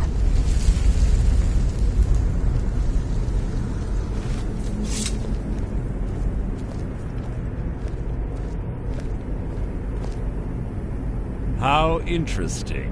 It appears Gallus's history has repeated itself. Carlia has provided me the means to be rid of you, and this ancient tomb becomes your final resting place. But you know what intrigues me the most? The fact that this was all possible because of you.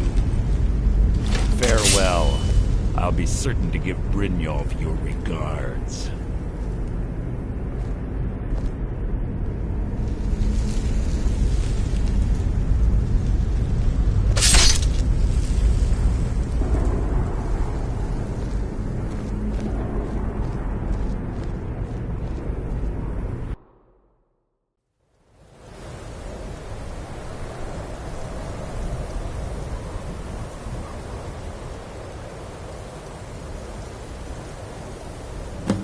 Easy. Easy. Don't get up so quickly. How are you feeling? No, I saved your life. My arrow was tipped with a unique paralytic poison. It slowed your heart and kept you from bleeding out. Had I intended to kill you, we wouldn't be having this conversation.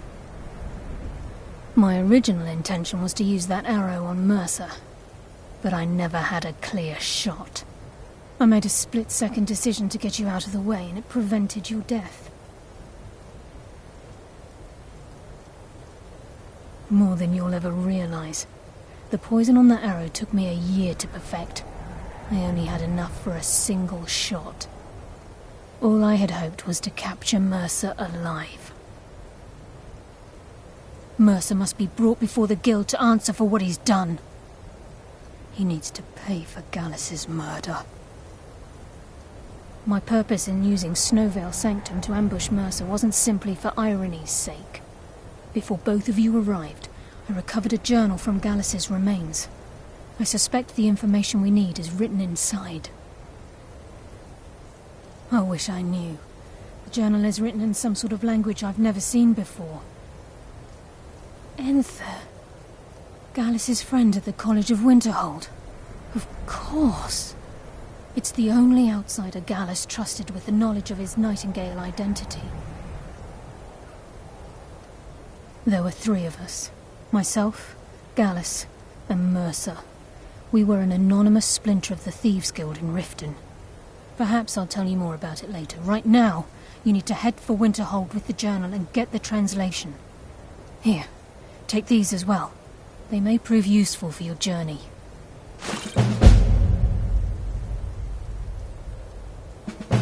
He was a scholar, a master thief, and a natural leader. Everyone respected him and followed him without question. It was Gallus who inducted me into the Nightingales and honed my skills to a razor-sharp point. I owe everything to him. We were very close. Gallus once said he felt comfortable around me, able to let his guard down. I can't help but think that I'm responsible for what happened to him.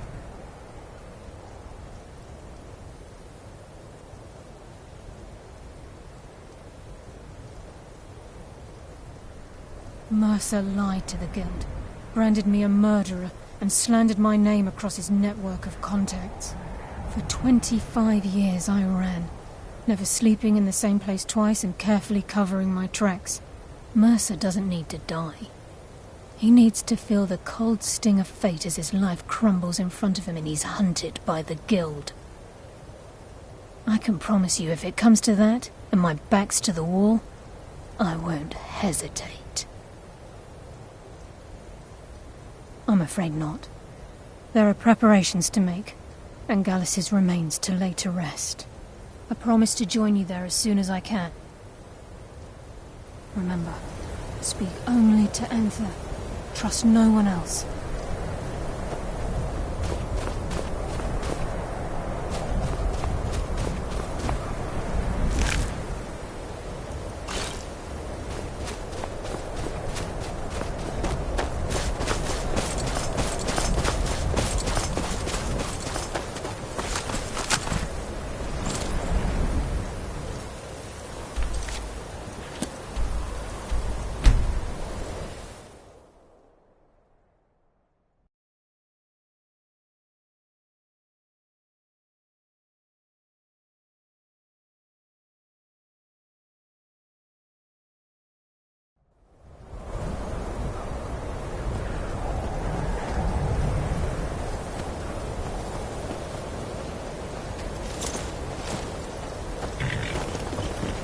don't get me. I sell care just how about many anything colleges if it's they worth build. my time. How much Keep that in mind, will you? I'll...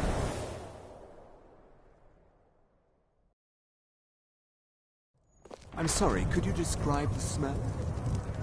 Like some horrible monster was turned inside out. Can I help you with anything else? What did you do? Carlia? Then she's finally found it. Do you have Gallus's journal? This. No problem. Let me see it. Ah, this is just like Gallus.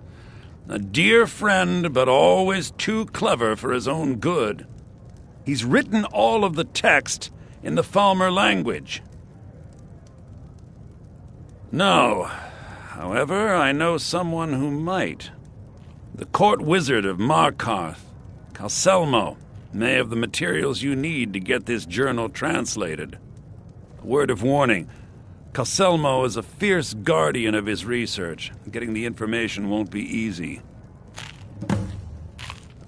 Calselmo is stubborn as a mule. Be careful when you speak to him.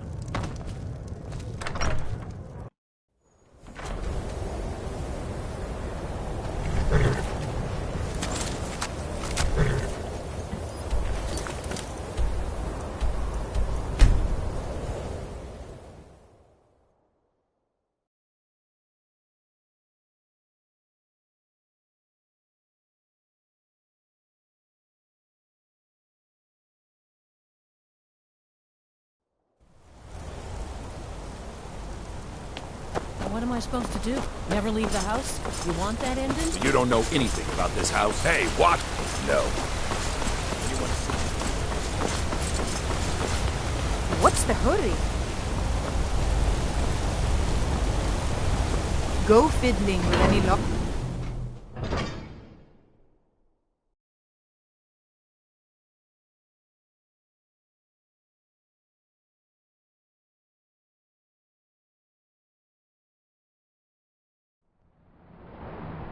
You here to see the Jarl? No sudden moves, understand?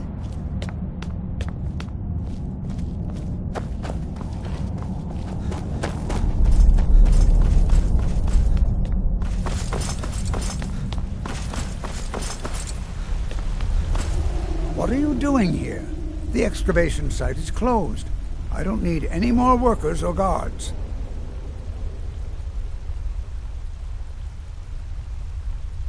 I told you I'm not hiring any more guards. Why do you people always bother me when I'm trying to finish my research? You idiot! Do you even know who I am? The most recognized scholar on the Dwemer in all of Tamriel. And you people keep bothering me. I'm sorry, I got too excited. I'm in the middle of some very stressful work, and I shouldn't have yelled. How can I help you? Then you were well informed. I am at this very moment on the cusp of completing my magnum opus on the subject. I'm calling it Calselmo's Guide to the Falmer Tongue. It will revolutionize the way we understand those ancient beings. Preposterous! That research represents years of personal toil in some of the most dangerous Dwemer ruins in Skyrim. You must be mad to think I'd allow anyone to see it before it's completed. What kind of a mentor would I be if I denied a potential student a glimpse at his master's ingenuity? Here, this key will provide access to my museum. Feel free to browse for as long as you wish. However, I must insist that my laboratory remains strictly off-limits.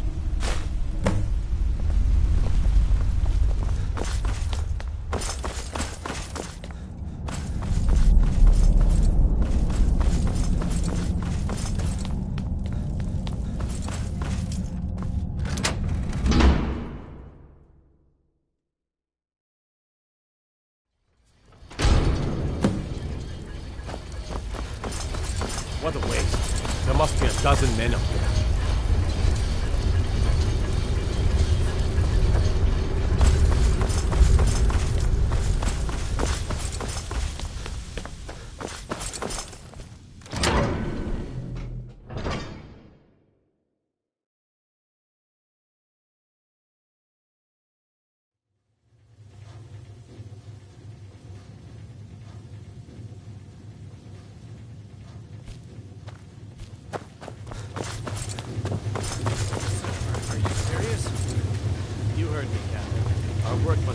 stir. Kill any intruders on sight. Call for backup if you need it. But no one good. As you say, sir.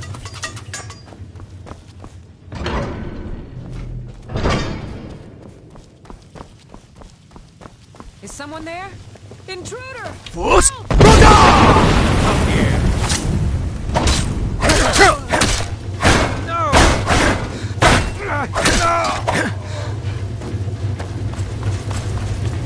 What was the help? In here! Now you're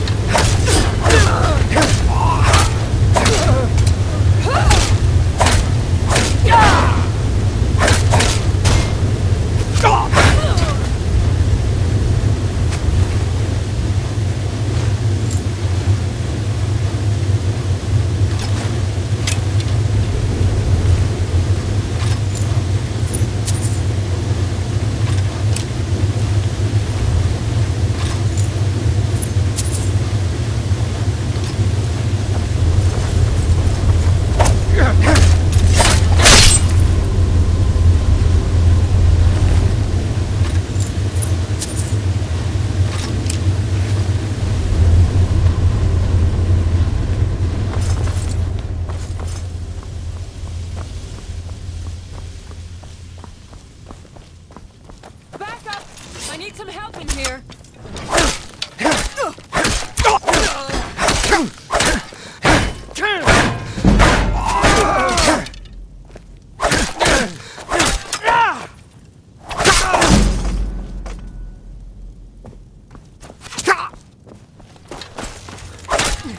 Damn you!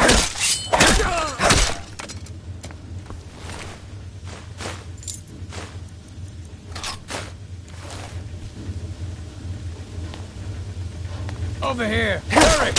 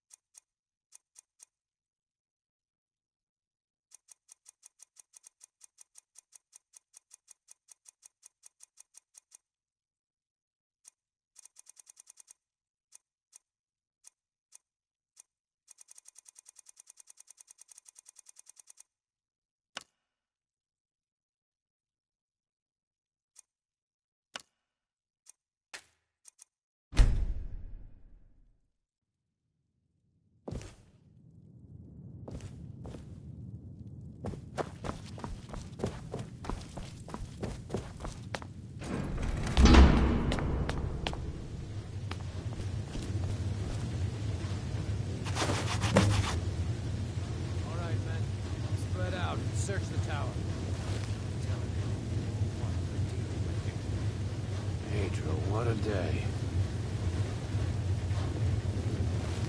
What was that? Is someone there?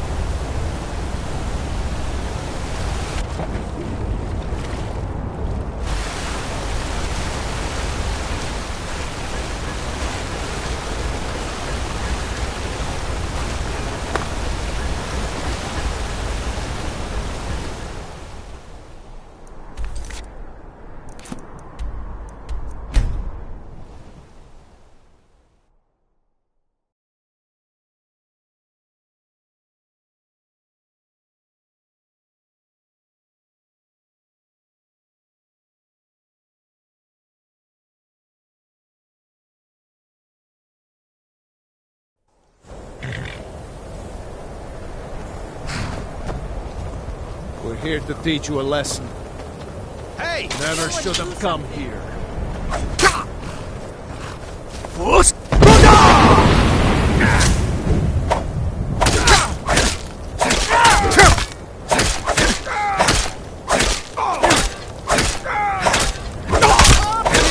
are you still got? You think you can take me?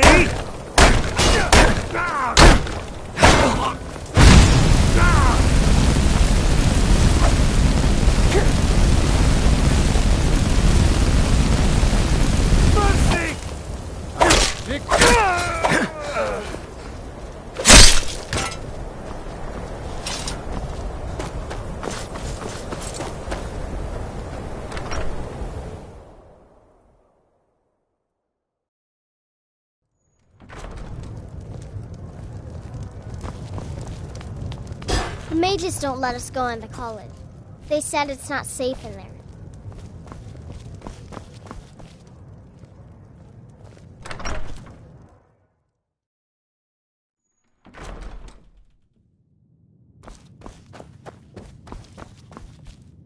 Was there something else? I suppose it would be inappropriate of me to ask how you obtained this, so I simply won't. A rubbing, eh? Odd. I expected notes. I understand. Now, let me take a good look at this. Over here, please.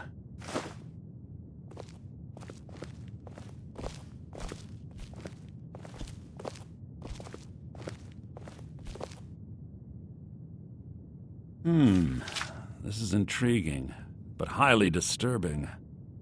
It appears that Gallus had suspicions about Mercer Frey's allegiance to the Guild for months.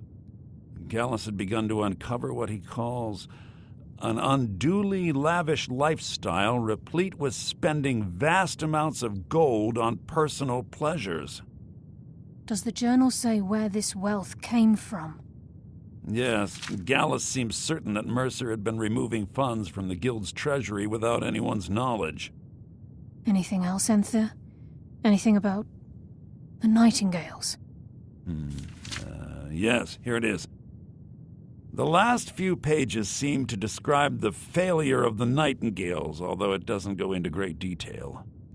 Gallus also repeatedly mentions his strong belief that Mercer desecrated something known as the Twilight Sepulchre.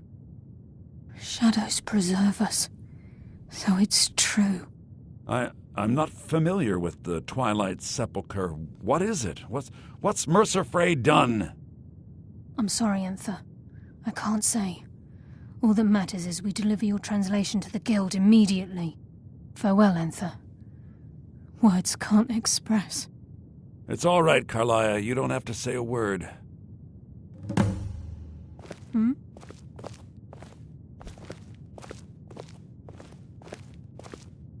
Listen, all I want is the truth to be revealed to the Guild.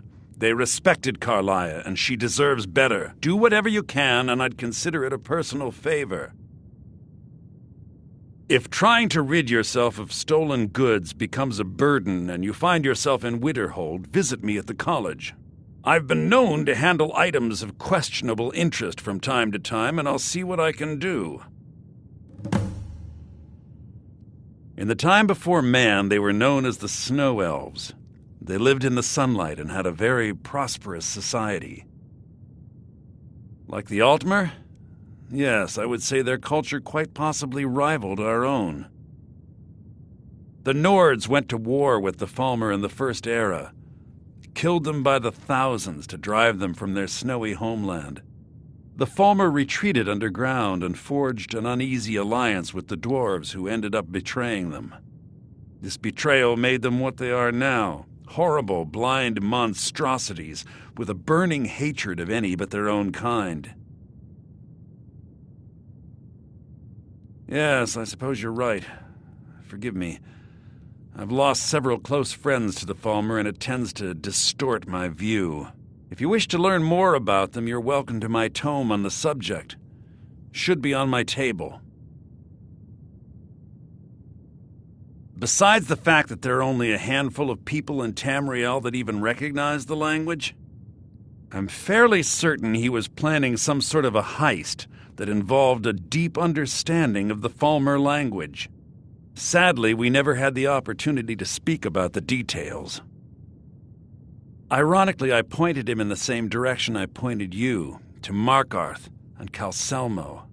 I'm only hoping whatever means he used to learn the language will still be available to you. He was a dear friend of mine, and a surprisingly astute pupil of academia. I was devastated when he was killed. I suppose that risk always coexisted with his line of work. I just never thought his luck would run out. For the thrill, of course. He was quite clear that he felt more in his element climbing through a window rather than hunched over a dusty tome. Ah, yes, quite an amusing anecdote, actually. I caught him trying to break into my laboratory. I was about to show him the error of his ways when he made a curiously astute comment about my research notes. I was astounded, and in turn it led to a conversation. Who would have imagined it would lead to such a strong friendship? If you have further need of me, you can find me in the college. We must hasten to Riften before Mercer can do any more damage to the guild. You've come this far, so I see no harm in concealing it any longer. The Twilight Sepulchre is the temple to Nocturnal. It's what the Nightingales are sworn to protect with their lives. Everything that represents Nocturnal's influence is contained within the walls of the Sepulchre. Now it seems Mercer's broken his oath with Nocturnal and defiled the very thing he swore to protect. I felt the same way when Gallus first revealed these things to me. I think given time you'll understand what I mean. As a Nightingale, I've been sworn to secrecy regarding the Sepulchre. I know the Guild doesn't do much to foster faith, but I'm going to have to ask that you continue to trust me. I'll make for Riften and scout the situation, see if I can discover what Mercer's up to. When you're ready, meet me at the Ragged Flagon. In the meantime, I wanted you to have this. It belonged to Gallus, but given the circumstances, I think he'd approve. If the Guild isn't willing to listen to reason, you might have to.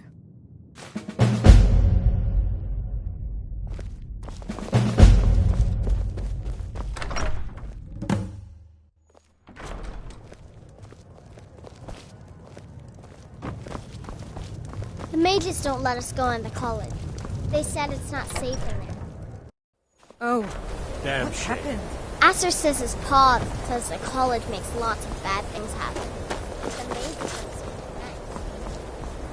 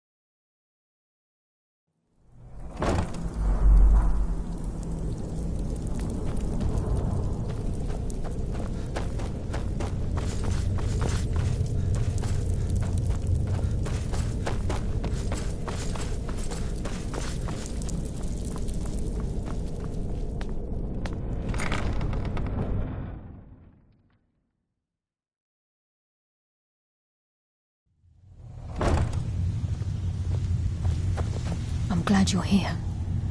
I think some of these people are beginning to suspect who I am. Are you ready to face the Guild? Then we show them Gallus's journal and hope for the best. Remember, we have proof and all he's got is his word. Keep your eyes open. I'm not sure what to expect when we enter the cistern.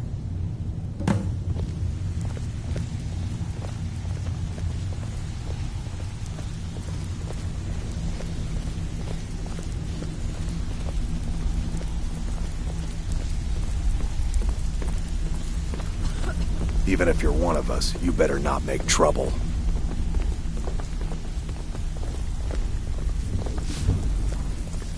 So, you're Brynjolf's new protege, eh? Don't look like much to me.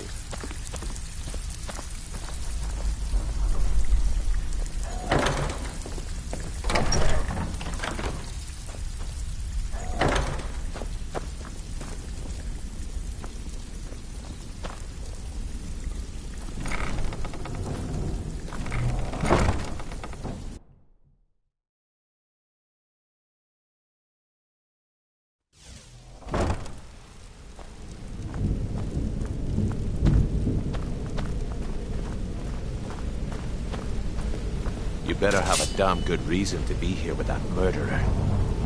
Please, lower your weapons so we can speak. I have proof that you've all been misled. No tricks, Carlia, or I'll cut you down where you stand. Now what's this so-called proof you speak of? I have Gallus's journal. I think you'll find its contents disturbing. Let me see. No, it can't be. This can't be true. I've known Mercer too long. It's true, Brynjolf. Every word. Mercer's been stealing from the Guild for years, right under your noses. There's only one way to find out if what the lass says is true. Delvin, I'll need you to open the vault. Wait just a blessed moment, Bryn. What's in that book? What did it say? It says Mercer's been stealing from a vault for years. Gallus was looking into it before he was murdered. How can Mercer open up a vault that needs 2 keys? It's impossible. Could he pick his way in? That door has the best puzzle locks money can buy. There's no way it can be picked open. You didn't need to pick the lock. What's she on about? Use your key on the vault, Delvin. We'll open it up and find out the truth.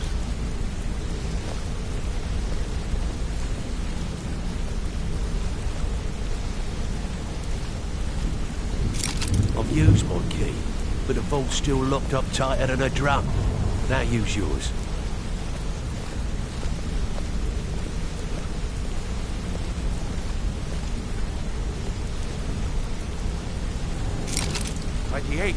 It's gone. Everything's gone. Get in here, all of you.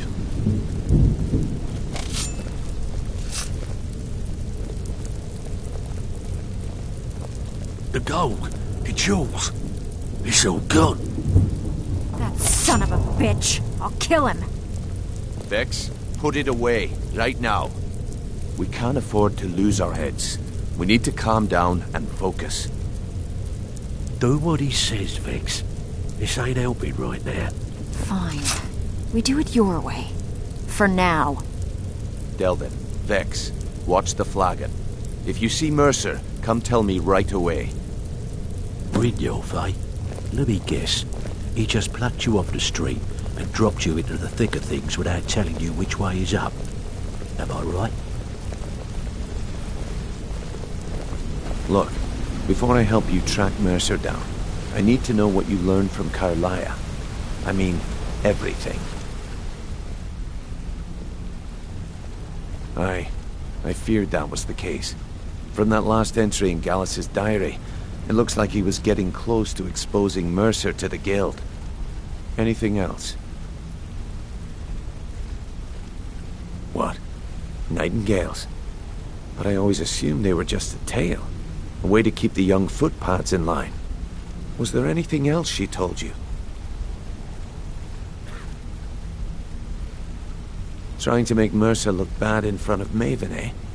Clever lass. Was there anything else? Then I have an important task for you. I need you to break into Mercer's home and search for anything that could tell us where he's gone. Aye. A gift from the Blackbriars after they kicked the previous family out. A place called Riftweald Manor. He never stays there, just pays for the upkeep on it. Hired some lout by the name of Vold to guard the place. Be careful, lad. This is the last place in Skyrim I'd ever want to send you. Just find a way in, get the information and leave. And you have permission to kill anyone that stands in your way. Better question would be, what did he leave? Mercer took everything. Even all of our plans are gone. Before Mercer took over, Gallus started collecting every bit of material he could on locations the Guild could heist. Museums, keeps, estates, you name it. By the time Mercer took over the Guild, we must have had a few dozen. I don't have a clue. That door is impenetrable. Without 2 keys, it's impossible to open. I have a key, Delvin has a key, and Mercer has a key. That's it. There are no other copies. Good question. I've only set foot inside a few times myself, and that was in Mercer's company. If you can get past his trained watchdog, I think your best bet might be the ramp to the second-floor balcony in his backyard. No. It's some sort of crazy contraption Mercer commissioned for quick escapes.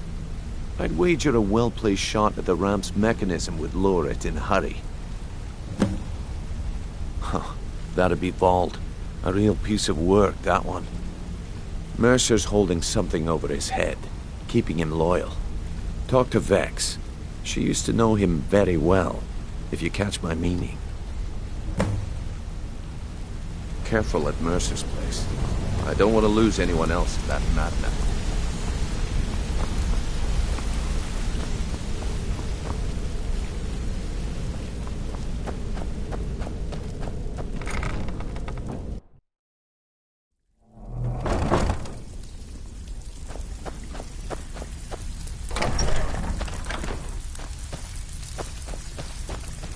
Brynjolf, eh?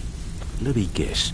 He just plucked you off the street and dropped you... Before we begin, I want to make two things perfectly clear.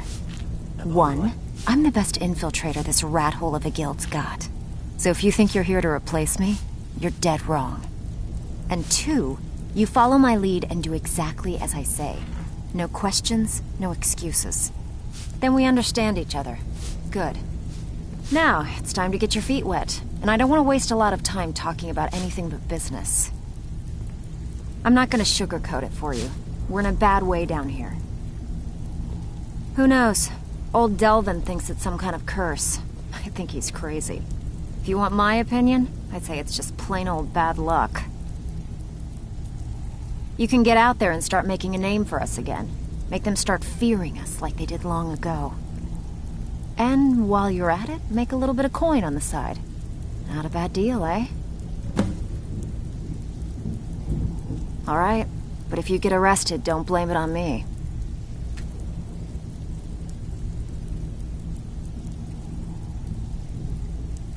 That pig? Oh, I have info on him. More than you care to know. Vald? Good side? Think you have the wrong person. The only thing Vald understands is gold. A man after my own heart. Sure, but he'll ask for a whole lot.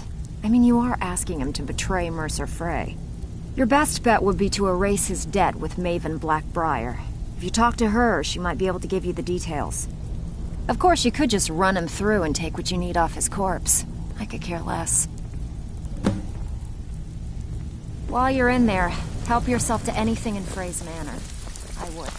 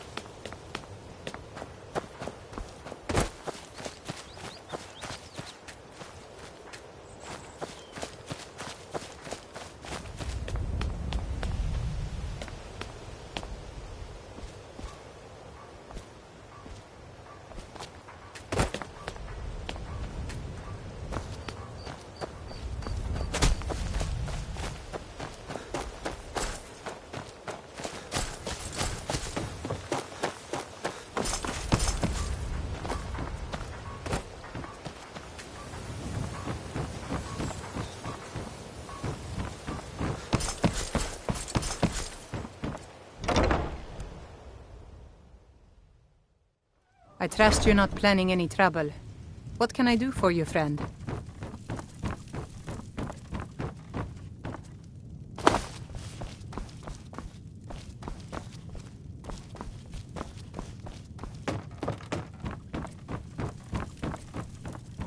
Blessings upon you, traveler.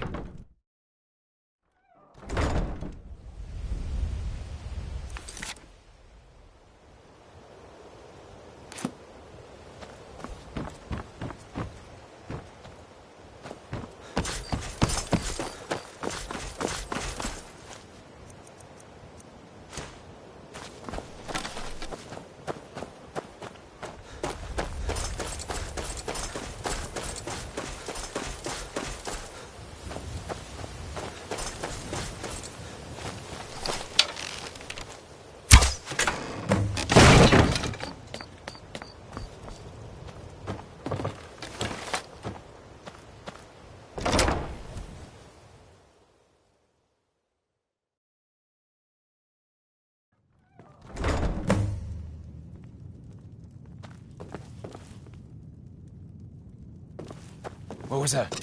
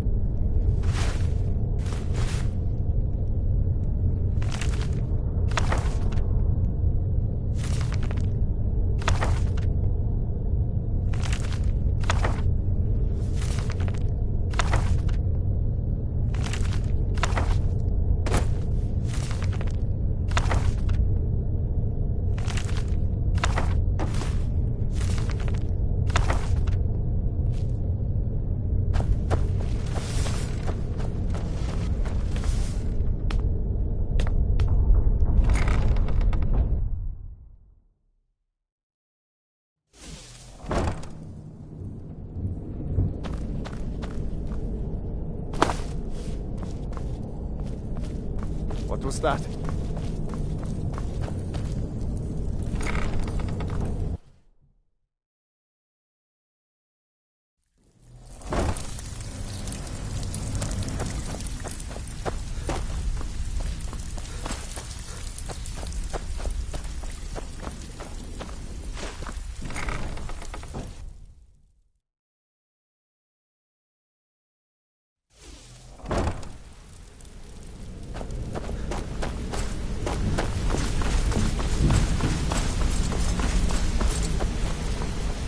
We've scoured the town and I've spoken to every contact we have left.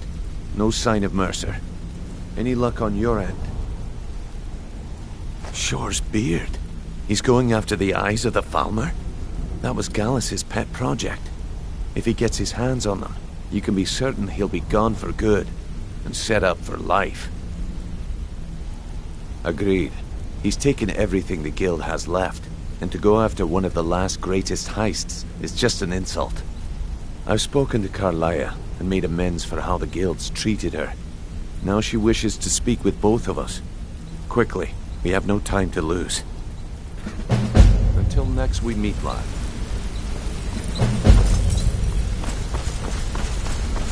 I promise you, all your questions will be answered.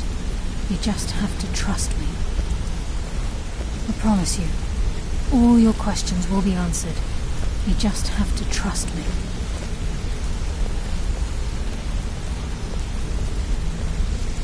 Not now, lad. Carlia said it was important. Brynjolf, the time has come to decide Mercer's fate. Until a new guildmaster is chosen, the decision falls to you. Aye, lass. And I've come to a decision. Mercer Frey tried to kill both of you.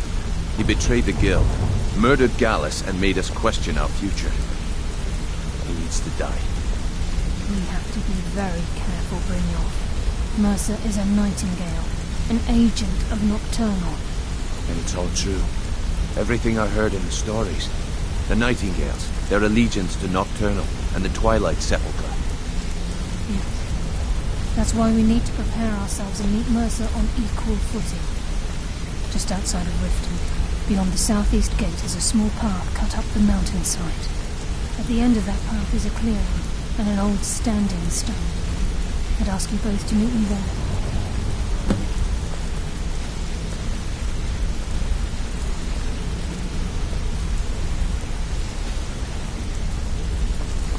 Interest you in some marksman training?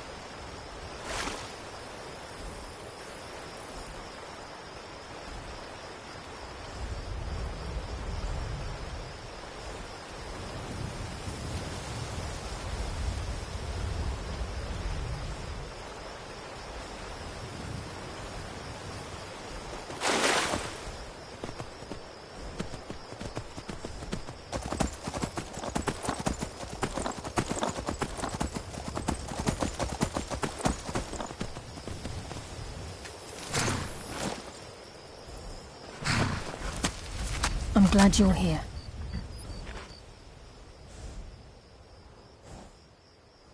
This is the headquarters of the Nightingales, cut into the mountainside by the first of our kind.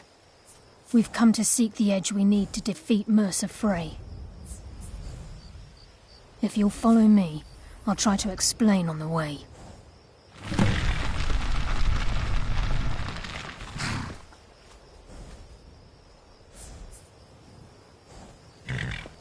Gallus, Mercer Frey and I were once members of what's known as the Nightingale Trinity. The Trinity disbanded 25 years ago when Mercer Frey betrayed us by slaying Gallus and dumping his body in the ruins of Snowvale Sanctum. Indirectly, the Trinity is usually selected from the ranks of the Guild, although its existence is a closely guarded secret. The Nightingales protect the Temple of Nocturnal, a place known as the Twilight Sepulchre. She's the mistress of night and darkness, and the patron of every thief in Tamriel.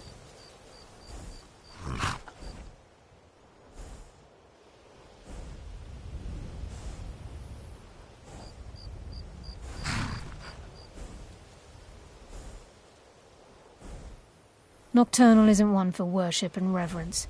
There are no priests and no sermons, no services and no alms. She influences our luck, and in return, demands payment. You're closer to understanding than you realize. The only difference is she doesn't demand payment in the traditional sense, and sometimes the cost can be quite high. Whether you know it or not, Nocturnal dictates how well we perform as rogues. Again, you have to think differently. Haven't you ever noticed how our luck behaves? Like a novice picking an impossible lock, or a blind man suddenly turning to face you as you reach for his pocket. It's through these subtle means that Nocturnal influences us. Nocturnal's whim is the greatest mystery to everyone. There have been volumes written on the subject. Does she exact payment when we die? When we suffer? Does she revel in our misery? No one knows. The return certainly seems worth the risk, though. From the moment you were struck with my poisoned arrow at Snowvale Sanctum, my path changed its course. Perhaps I couldn't bring Mercer back alive, but together, we were able to clear my name and to put Gallus's memory to rest. I'd always intended Mercer's fate to ultimately be decided by the Guild, and it seems they've spoken. It's my hope that you will, yes. This way, please.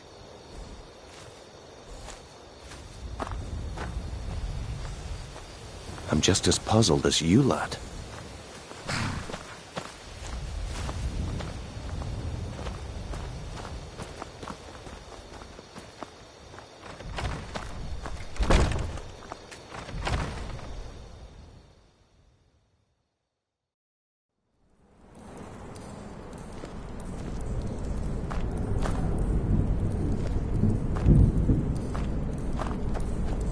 So this is Nightingale Hall.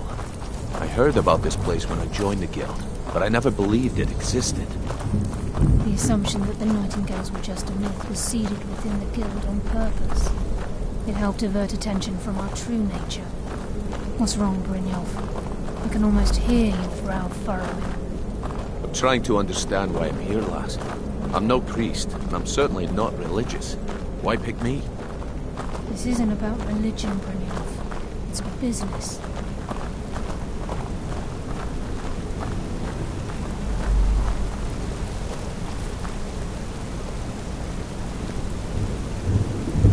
This is Nightingale Hall. You're the first of the uninitiated to set foot inside in over a century. Now, if you'll both proceed to the armory to don your Nightingale armor, we can begin the oath.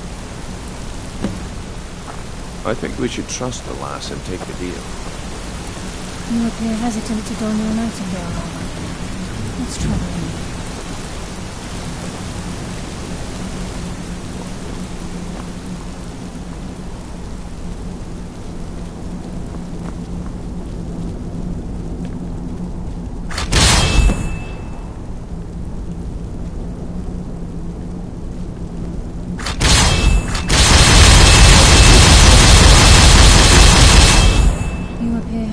to don your Nightingale armor. What's troubling you?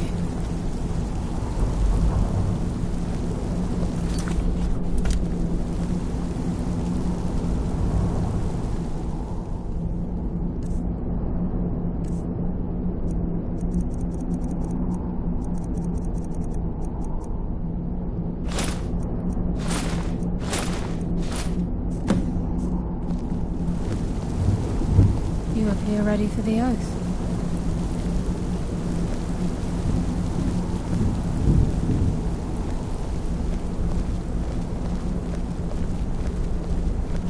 This is enough to make your head spin, eh?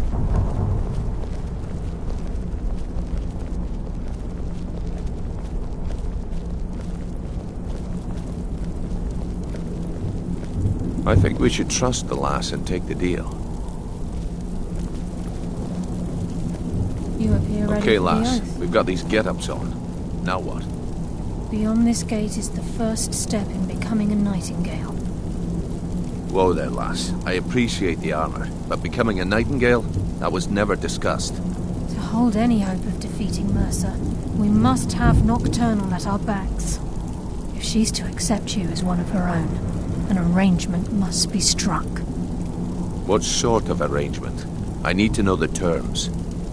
The terms are quite simple, Brynjolf. Nocturnal will allow you to become a Nightingale and use your abilities for whatever you wish. And in return, both in life and in death, you must serve as a guardian of the Twilight Sepulchre. Aye, there's always a catch. But at this point, I suppose there isn't much to lose. If it means the end of Mercer Frey, you can count me in. What about you? Are you ready to transact the oath with Nocturnal? Good. After I open the gate, please stand on the western circle.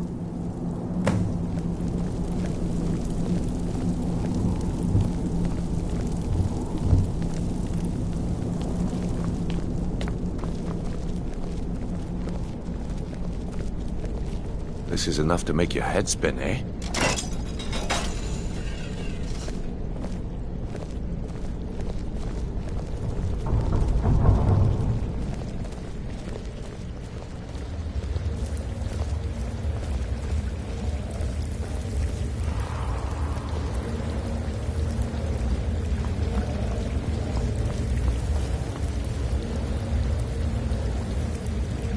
I call upon you, Lady Nocturnal, Queen of Murk and Empress of Shadow.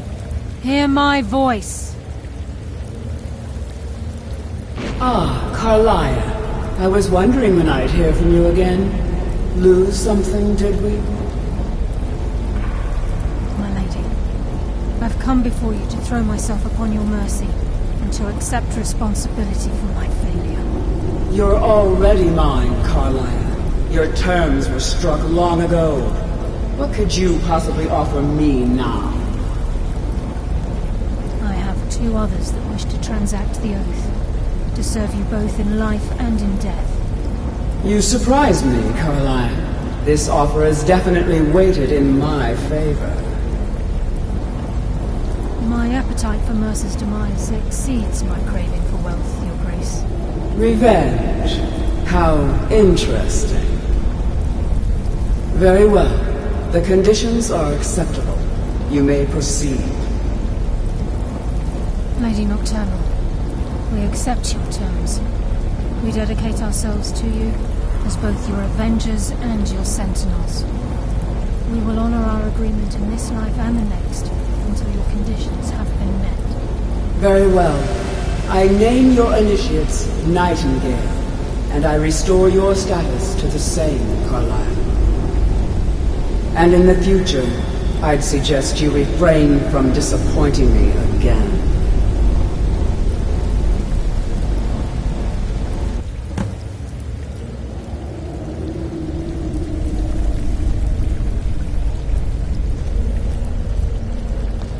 Now that you've transacted the oath, it's time to reveal the final piece of the puzzle to you. Mercer's true crime.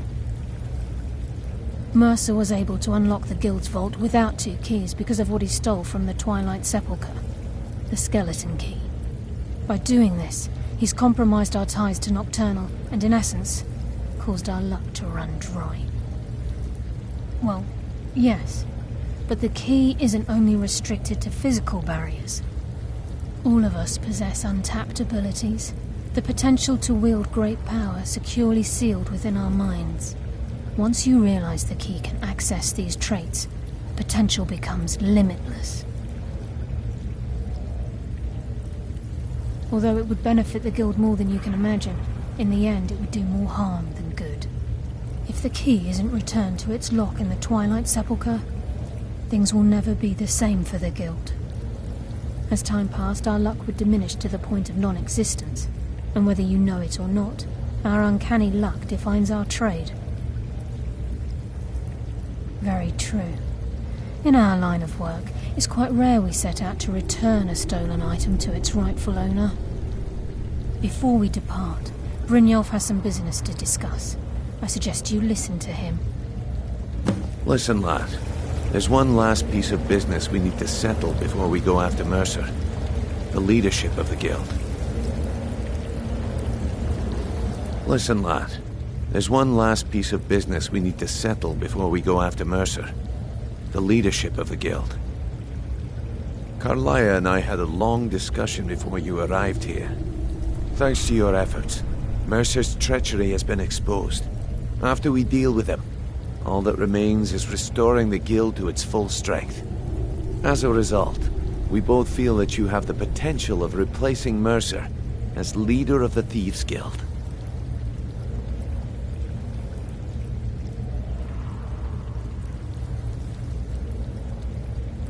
I've been at this game a long time, my friend. A long time. I've stolen trinkets from nobles and framed priests for murder. I'm good at what I do, maybe even one of the best, but it's all I know. I've never been one to lead. Never desired it, never cared for it. Don't want it.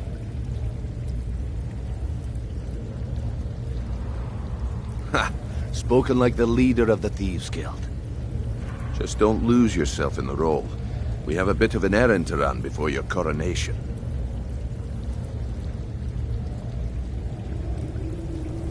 Then it's decided. When this is all over and Delvin's contacts assure me that we've regained our footing in Skyrim, we'll handle the details. Until then, we have quite the task ahead. I've been poring over the plans you brought us, and I'm convinced the eyes of the Falmer are in the Dwarven ruins at Erkenthand. Carlia and I will meet you there. Prepare yourself, lad. This will be a fight to remember. Aye, and some of what Carlia said is starting to make sense. Mercer may have damaged our reputation and raided our coffers, but this goes well beyond even his twisted form of larceny. Old Delvin kept calling it a curse, and we all laughed at him. Looks like the joke's on us. Until next we meet, lad.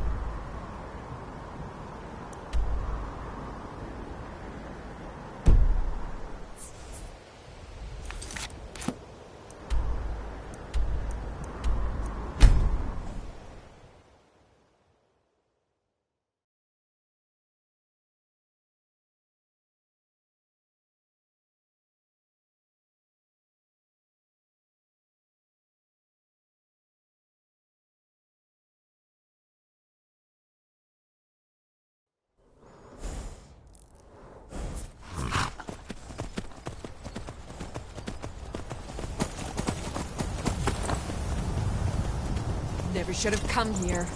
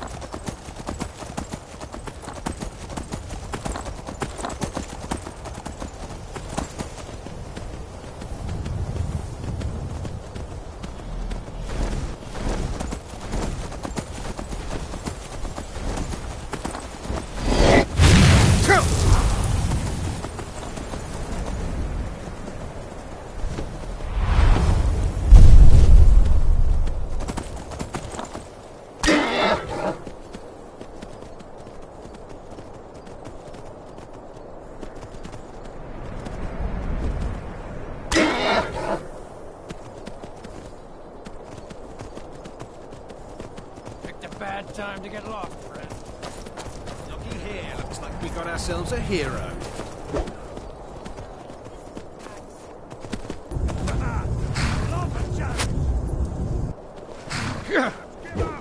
What?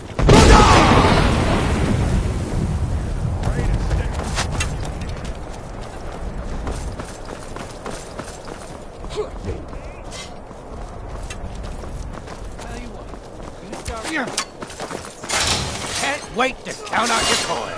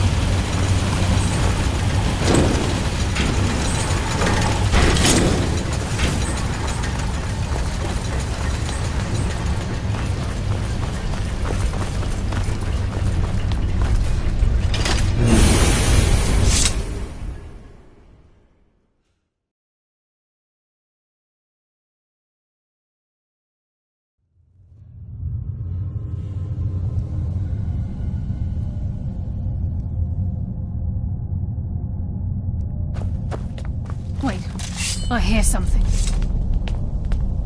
Mercer's been here. I hope we aren't too late. Brynjolf and I found them like that. Mercer's doing. We have to catch up to him before it's too late. We should tread carefully. I wouldn't be surprised if he's left behind a few surprises for us. Ugh. Did the Falmer also have no sense of smell? This place reeks.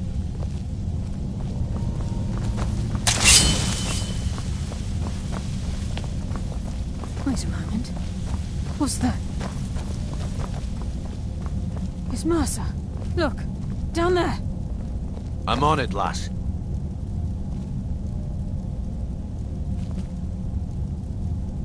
Damn it, there's no way through.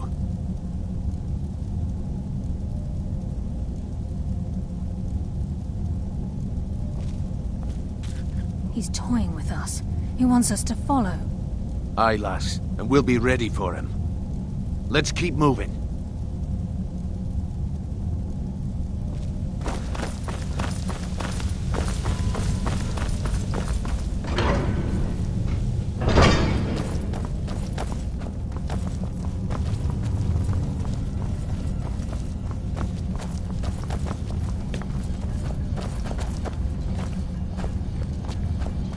Look at the size of this place. ever seen anything like it in your life, lass? Can't say that I have. Imagine the riches hidden within these walls.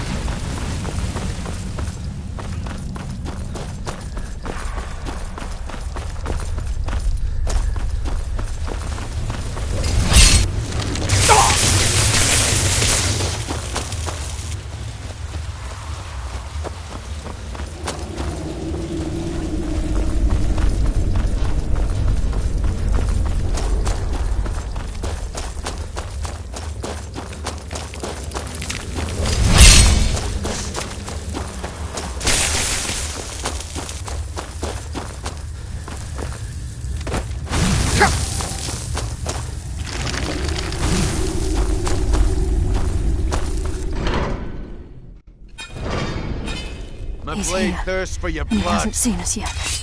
Brynjolf, watch the door. Aye, lass. Nothing's getting by me. Climb down that ledge. See if you can... Carlia, when will you learn you can't get the drop on me?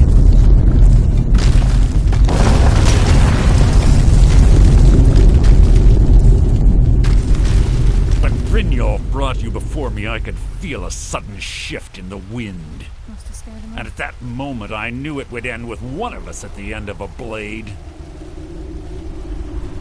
What's Carlia been filling your head with?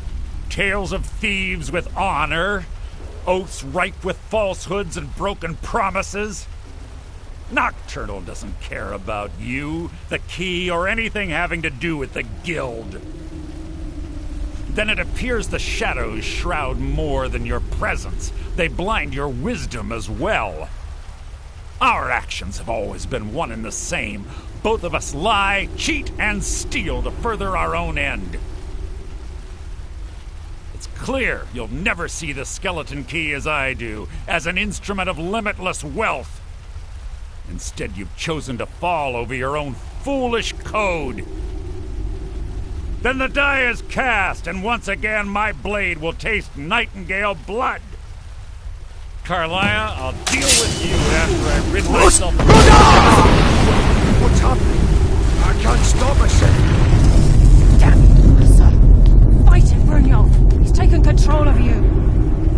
I'm sorry, lass. I can't.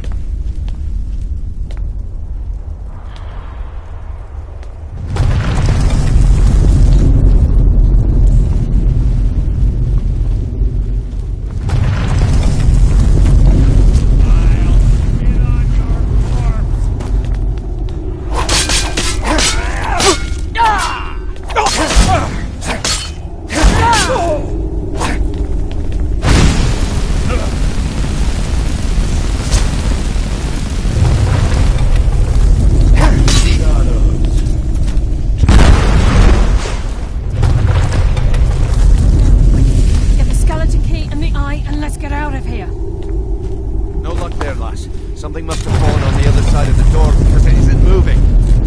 We have to find another way out of here before the place fills with water.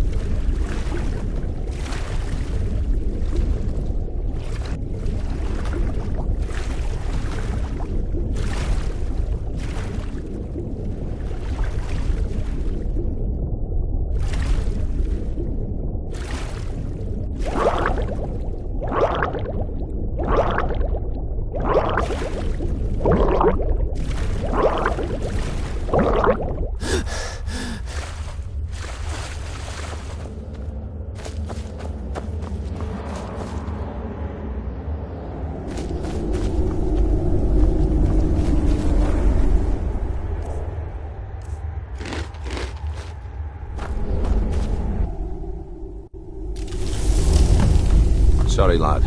I've got important things to do. We'll speak another time. can't believe it's over. 25 years in exile, and just like that, it's done. All that remains is to ensure the safe return of the skeleton key. I'm afraid it's not that simple. When the skeleton key was stolen from the Twilight Sepulchre, our access to the inner sanctum was removed. The only way to bring it back will be through the Pilgrim's Path. It wasn't created for the Nightingales. It was created to test those who wish to serve Nocturnal in other ways. As a consequence, I have no knowledge of what you'll be facing. Brynjolf is needed back at the Thieves' Guild to keep order while you're away. And I can't bear to face Nocturnal after my failure to protect the key. I'm afraid you'll have to face the end of your journey alone. Take this with you.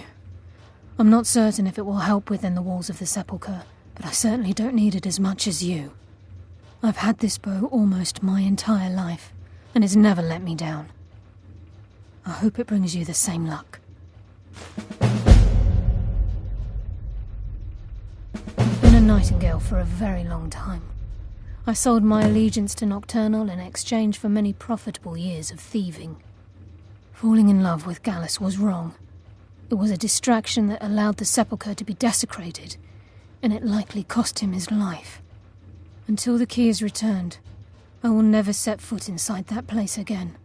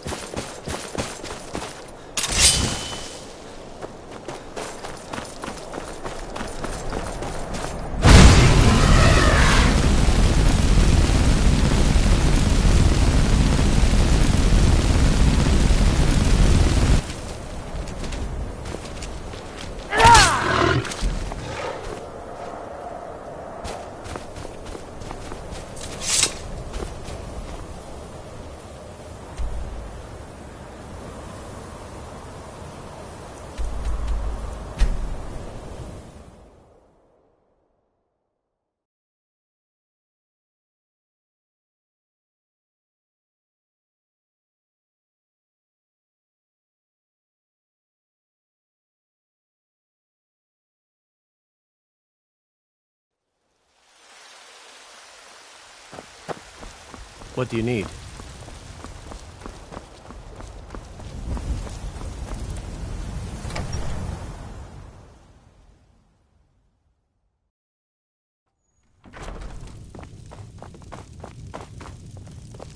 Papa, you're back. Let's play a game. Aww.